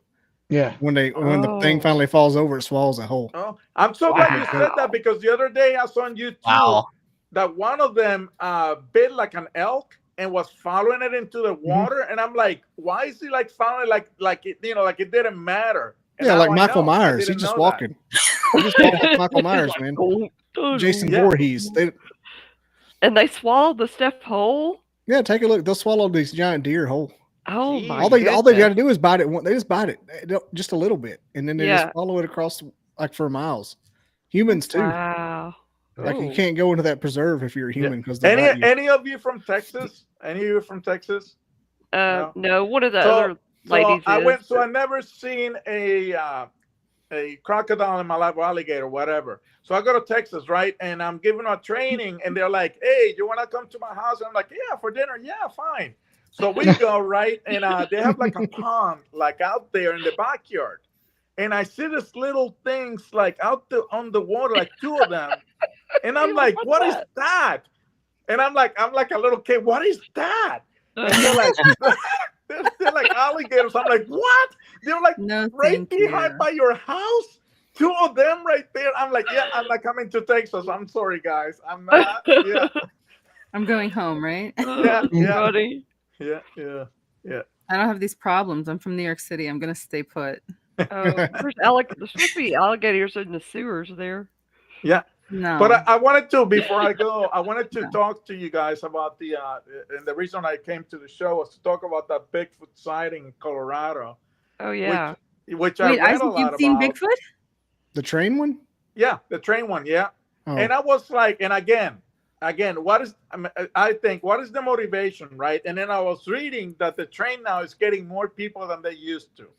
Mm-hmm. So now I'm like, okay, so and the train says they claim they didn't do it, and that they had nothing to do with us, but now they're selling out. So the issue that I have is like, okay, the train had a motivation to do it, and that's the problem that I don't like to think about debunking things, because they had a commercial gain from that. Mm-hmm. So then I'm like, now it makes me doubt. I'm like, did they plan it and so and all that, and I'm like, but if it was real, I'm like, I've been to New Mexico and it almost looks like that, like what I saw. And it's really rough to get up there. I mean, it's really rough. And then I was reading about the topography of that place where they saw it. And they said that it's very remote, that it's really hard to get up there.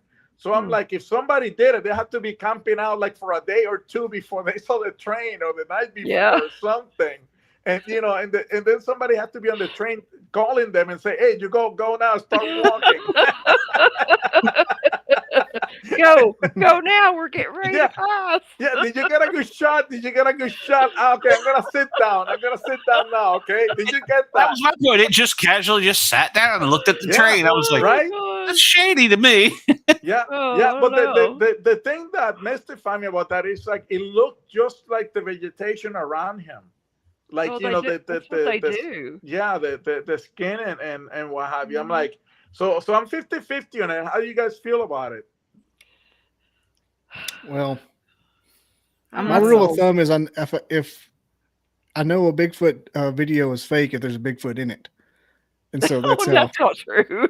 Yeah, that's how you know if there's like a plain picture. If it was a blob, it would be the real thing. Nobody is it did that there's no red circles around it. My thing is that it did look too staged. Yeah. And then once again, now I mean obviously people get excited and we have these 4K cameras and everything, but they're doing this. And I understand you're excited, you're seeing a Bigfoot, blah blah blah, whatever. But if you've got that good of one, you're in a safe spot. Yeah. Why are you jumping around like a schoolgirl? I mean, yeah. So that was my thought on it. Yeah. Yeah, and then you say, and this is what I love about this group. You see how we're analyzing and we're like coming with this own stuff. Like like I didn't think about that. I didn't think about the camera. I didn't think about that. But it's almost like a think tank that we have going on here, and I love that. Yeah. Yeah. Wendell, I haven't seen that video. That one. I haven't Oh, seen that video. The either. tunnel. I have not seen that one. I have not seen that video. Wow, so you're still watching? We got to watch that tonight. Yeah, I Yeah. wonder. So what does Yeah. it show? Does it show that Bigfoot also? That other Is he video? peeking around the corner? I've learned my lesson watching videos that Wendell recommended. Hey! Yeah, I got my tickets right here. Yeah. Fool me once, shame on you. Fool me twice, shame on me. Yeah, I'm not that's watching a Wendell recommended videos. Close. Okay. That's a It's Never- like a Greta Garbo sighting. She's just like showing her face for her fans for a moment. Yeah. No, I'm not Yeah. sold on this video. I'm not No. sold on it either. No, yeah. Especially if So it's I the- think if we take a vote right now from the group, I think the group will say it's fake. I think. Well, Yeah. Yeah. my vote, I think is fake. What do you guys say? fake. Fake. I think it's fake. Yeah. It's staged. Yeah. Yeah. I'm going with fake. Yeah. Aw. Yeah. He was standing there waving, says. It's like, hey, would you like some Wendell, beef you're jerky? lying. The cameras Hey, didn't clip guys. out or anything. If the cameras would have clipped out at some point, maybe. Yeah. But I actually read that before that happened, like the year before, that train company staged a UFO sighting as well. Oh, Oh. really? Like, yeah, but I haven't heard anything else. But I did read that somewhere. oh, It's to sell tickets then. There we go. yeah, Yeah, it's I Travel mean- cross country, see all the cryptids, see the aliens. definitely fake. I would double check that, but I definitely did hear it. No, It'd be like, because I'm interested in the subject, guys. I'm gonna ask you guys as experts, what video do you recommend that I watch that is the most believable in your mind that you think that when I see it, I'm gonna be like, wow. That You know, squeaky which one. video do you recommend that I watch? For That's what? squeaky. Bigfoot? Squeaky Bigfoot. What is it? Wakey? It's squeaky. Squeaky. Okay. It's what is the word? Thermal. It's a thermal video Oh. of. They put those or nugget. Is it a nugget bar? Yeah, the candy bar video. Yeah. Dragnet. Yeah, yeah. Me Dragnet. and you met the guy, Glenn.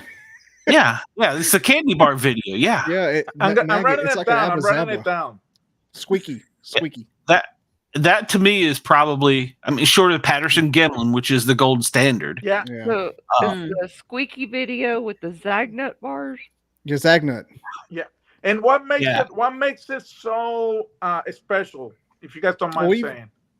We've more or less confirmed it with somebody who was there-ish. That's all I'm going to say. Like it's not. Okay, It's not okay. It's not hearsay to Well, me. Yeah, it's not hearsay. But the other thing to me was, if you looked at the way it was almost like a mischievous child crawling, like soldier style. Mhm. And most really? kids would have ran up and stole the candy bar. You know, does that make sense? But Yeah. this was almost like military style. To It get did a it lot of wanted that piece of chocolate. It did a lot of the textbook thing you hear that they do. Yes. And what state was this and when? Do you guys North remember? Carolina, about 10 years ago. Carolinas, yeah, probably about 10 years ago. Yeah. 2011, maybe. Yeah. It's when I didn't Actually- know. Well, I knew about it, but I didn't like pay attention to it until we talked to these certain individuals.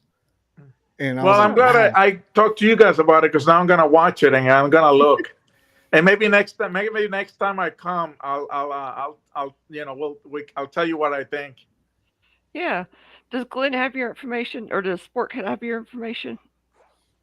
Oh yeah. Yeah. I've got Okay. Here's the- his secret Cool. squirrel information. There's the other one in the swamp of Awesome. Mississippi that's a good one too, but I can't think of the name. It's And what tearing did a tree. what did somebody just write? The Sean something video? Let me see. It was Oh, one throwing the crime, tree crime. Sean Oh, video. I'm not familiar with that one. The one Hang on. throwing the tree crumb. Oh, that's not That's Wendell. That was Wendell. fake. Oh yeah. That was not. All right, There's- Isaac. there's- we asked- Go ahead, Bobby. There's what he's talking about. There was one. There was like a crime scene tape in the wood for some reason, and like some reason. this tree just goes flying like a full size tree, Oh yeah. I saw like a that. 30-foot cedar, and then you see the thing, and it looks like a guy in a 3-in-1 parka. It looks like a duck guy, and I don't know. I mean, it's a good one, but I don't know if I'd go saying it was evidence. It was a good TikTok, I'll tell you that. Yeah. I watched like 1,000 times. But look up the Just look up Mississippi Swamp Bigfoot video. It's called something. And yeah, it's a pretty good one. Go ahead, Sport. I think you were gonna say something. Yeah, sorry. Well, no, you're good. I was gonna ask. We ask all of our guests. Have you had a paranormal or a Bigfoot experience? Something go bump in the night? Have you? You know, the only thing that I had, because I knew you were gonna ask me this, and I'm gonna tell you the story, and I don't know what it was, but I'm gonna tell you what happened to me. So, you guys remember Blackwater, right? Blackwater was in the news a long time ago. Yeah. So when Blackwater was still around, it was in Southern Virginia. I had a Harley Davidson. So I used to love to ride my Harley everywhere I went. So they told us, Isaac, we're going to have a training overnight at Blackwater, and they're going to provide rooming for us, lodging. So I'm like, oh, great. I'm going to ride my bike down there. You know, it's like about, I don't know, 4 or 5 hours from my house. So I ride down there. When we show up down there, and the training was going to go till like 10 o'clock at night, they said, I'm sorry, guys. Somebody took our rooms, so we have nowhere to stay. And you guys have to sleep in your cars. And I'm like, well, what? Yeah. And I'm like, well, I rode my motorcycle, and I don't feel like sleeping on the floor. So I'm like, so I started calling around, and this was before iPhones and all that. It was the flip phones. Yeah. And I started calling around, and there was a bed and breakfast right outside Blackwater, like in the little town there. But Blackwater, they had, at the time, they had no lights, nothing at all. Okay, no street lights, nothing. But it was like kind of like a little full moon, not a full moon, but kind of like you can see a little. So I'm like, okay. So I called the B&B, and they're like, yeah, we have a room. Come. And I'm like, okay, I'm gonna come after the training. Blah blah blah. And then I get on my motorcycle, and the guys tell me, my colleagues said, you're crazy, man. You're crazy. It's dark out there. You're riding out there. And I'm like, hey, I'm not gonna sleep on the floor, guys. I'm sorry. So anyway, so I get on my motorcycle at 9:30. I start riding, and I'm going, you're just going, you know. And all of a sudden, I hear this ruffling in the bushes, and something comes out and starts galloping right beside me, a big animal. I don't know if it was a bear. I couldn't see. I thought it was a bear. And I start, and you can hear, and I'm riding my motorcycle, and now my hands are sweating. I'm freaking out. My breath, I'm like breathing hard. I'm like, I have no idea what to do. I'm just riding, and this thing is riding beside me. And I could hear going, oh, like that, right? No. And I'm like, okay, I'm gonna die here, and they're gonna find me till like tomorrow or whatever. So I'm like, God, tell me what to do, because I have no idea. So I started accelerating, right? I'm going like 35, and I start accelerating and going like 40, 45. And this thing starts running faster. Oh my God. Like that. And I'm like, I'm done. And then I'm like, okay, so I'm just going to go faster. So then I started going faster. And then when I passed 55, then I think it got tired of running and then just jumped back into the woods. Oh my goodness! It's probably a Dogman. You know, that's what I was going to say. It's a Dogman. Yeah, that's what I was thinking too. Actually, yeah. Yeah, and I'm like, if it was a bear, if it was a mama bear, I don't know why it didn't kick me out of the bike. You know, whatever. Was it a youngster that just wanted to like play with me? To this day, I have no idea what it was. I think it was a bear, but you know, you guys have seen all kinds of stuff. Whatever you know, yeah. I cannot tell you it was a bear. It was a big thing running beside me, you know, and I just cannot tell you what it was. I have no idea what the top speed of a bear is, but I wouldn't think it runs the thing. Yeah, I don't either. And the thing that makes me think even more about that is if you were on a Harley, most Harleys have a really distinctive sound, and you could hear it over the Harley. Yeah. That's pretty impressive. Yeah, and it was really loud. Because and I don't even remember listening. And my Harley had after pipes, you know, it wasn't that like quiet. It was loud. The straight pipes, yeah. Yeah. I had the straight pipes, and it was, you know, like that. You had a helmet on too, right? Yeah. I'm sorry. You had a helmet on too, right? Oh yeah, I had a helmet too. Yeah, but my helmet didn't cover my ears, though. It was one of those, you know. Yeah. Oh, it was an open face. Yeah, open face. Yeah. Yeah, so that has been my only experience with what I think was something weird. To me, it was probably black bear, but I'm like, what is my black bear doing up so late? What's it doing up so late? I vote Dogman. Yeah, I think I'm going with Dogman. That would be mine. Yeah. Yeah, that would be mine. And then just to finish the story. So the next day I go back and I tell the story, and they're like, "You're nuts. That was a dream. You dreamt it. Not a dream." And then because I'm always joking, they're like, "You're full of it. Nobody believes you." They immediately drug tested you. Yeah, because you're always joking, and they're like, "Oh, go on." Yeah. But guys, it's been great. It's been great. I'm so glad Marcel invited me. It's been great hanging out with you guys for this hour. I really appreciate it. It was a great show. Now, Isaac, tell everybody where they can find your book, where they can find you. I know you like to be a secret squirrel about some things, but tell us what you can about it. Yeah, so my name is Isaac Betancourt, Betancourt. If you look at Amazon, you can see my name. It says Time Unwanted, and Time Unwanted, The Final Touch. Okay. I published that one, and then so that was my first book, and I kind of left a little cliffhanger just to see what people will tell me, and people wrote to me and says, you have to write another one. So then I wrote another one.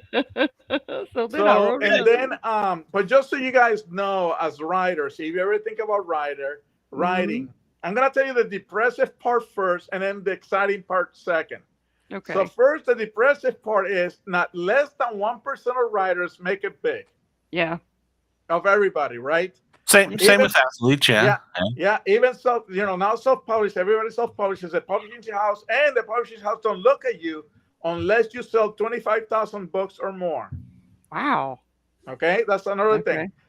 And then the great thing is that I read recently, just to motivate me, it's like, if you keep writing, maybe someday you'll make it. So that's what I'm doing. Okay. How many books do you need to sell now, Isaac? I'm sorry? How many books do you need to sell now? Oh my God! Yeah. If you buy them yourself, does it? So.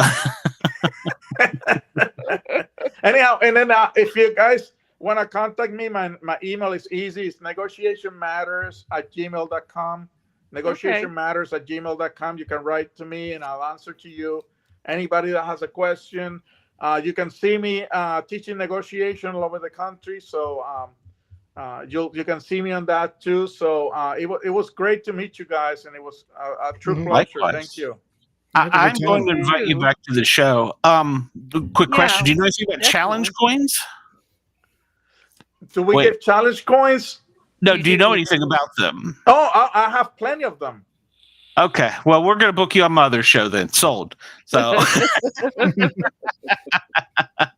I may shoot you an email too, before you know it.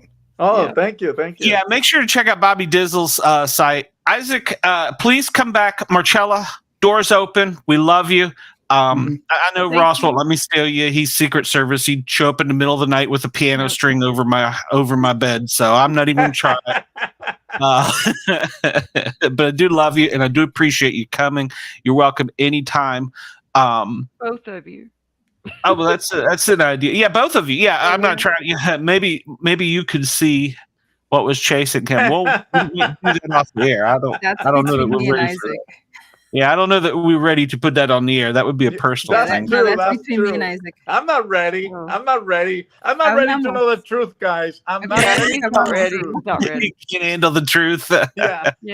You'll find out you're handle the truth. Alien and probed. Yeah. You lost 4.5 hours. I was in that hoping trip. you guys wouldn't ask me, because I do see it. So that's all I'm going to say. Oh, okay. Well, we'll give Wendell the brownie point for the night for coming up with that question. So we'll talk off the air. Yeah, it was great. Please come back, both of you. It was a great episode. I loved it. It's something that we have never talked about on the channel, is the cattle mutilation. So I'm glad that you brought it. Yeah, and you brought the police detective scientific mind to it, and I like that, and I think all of us here appreciate that. So, very much. Thank you very much. Thank you, guys. See you later. Thanks. See you soon. Thanks again. Rochelle, are you going to come back and visit us again? I think about it. Or have we run you off? He'll think about it. I think about it. It was that bald guy up top, wasn't it? He was the one that ran you off. So. What's that? Jason's mic, his battery ran out of his mic. Yeah, his he's headset died. He's just gesturing. I'll come back again. You guys want to know more about what I do? I was hoping you wouldn't ask me a story either, because I'm like, where do I begin? My whole life is a supernatural story. Yeah. So, Well, yeah. do you do any work with like manifestation and angel numbers? I do. Because I'm putting together like a small series on my show. I'm reaching out to folks and just happen to hop on Manifestation, definitely. Actually, Collage Monroe works with angel numbers and crystals and manifestation as well. Can I have you both on? Look, I would bring the whole family. I've got a goddaughter who does cardology, astrology, and palm reading. So we kind of get together and we read each other. It's fun. I'm going to be reaching out to you soon. Okay. If you don't mind. I've got some, like, I'm trying to discover some things here. I'm like in the dark. I'm like in the dark, kind of on a light switch. I think Bobby's lost after Alabama lost her coach. I see in the dark, so I do shadow work. So, hey, just tell us: do you see Alabama winning a national championship the next decade? Boom, Bobby. Sorry. All right, guys. Thanks, I guys. appreciate it, Marcella. I will make sure Bobby has me on his show so that you don't feel all alone. So he might harass you. No, she won't. No, I won't. Such a threatening person. Bodyguard. I am my own bodyguard. That's right. I don't doubt that. You probably do ninjutsu. He's a good guy. But yeah, I appreciate it. It's been a great show. And real quick, I want to thank out to Yerg's Radio, yergsradio.com. Although we didn't get any calls, you're more than welcome to call anytime. 1-888-88-YERGZ, and Yergs will get the message to us. I want to thank DJY, hold on, I got to do the special voice. WDJY for accepting our show onto their airwaves, and we're going to make a great partnership, and we're only going to grow more. So thanks everybody, appreciate everything. Those of you that haven't done it, please like, follow, share, and subscribe. Thumbs up. And we're looking forward to our next show. So I'm going to drag this crew back on here because I was really happy with them. All of the people on tonight's show. So, everybody, Bobby, real quick, where can they find you? BobbyDizzle.com, caffeinated cryptid. There you go. Nina? I'll be on the Misfits next Saturday night at 9 p.m. Eastern Time. Oh, there too. Marcella's not ready for them. She's not ready. She would diagnose us all. Marcella, where will you be? What do you got going on? You know what? I do lots of different things. Look for me on Clubhouse. You said you were on there. Let's connect, and I will help you navigate it. But you can find me at marcella.com, or I think we talked about this, unscrupulouspsychopath.com. If you can spell it, you'll find me. Can't spell it. I can spell it. I'll just WhatsApp you. Everybody, it's been a great evening. I appreciate you for tuning in. Thanks a lot. Have a good evening. Yay. Thank you.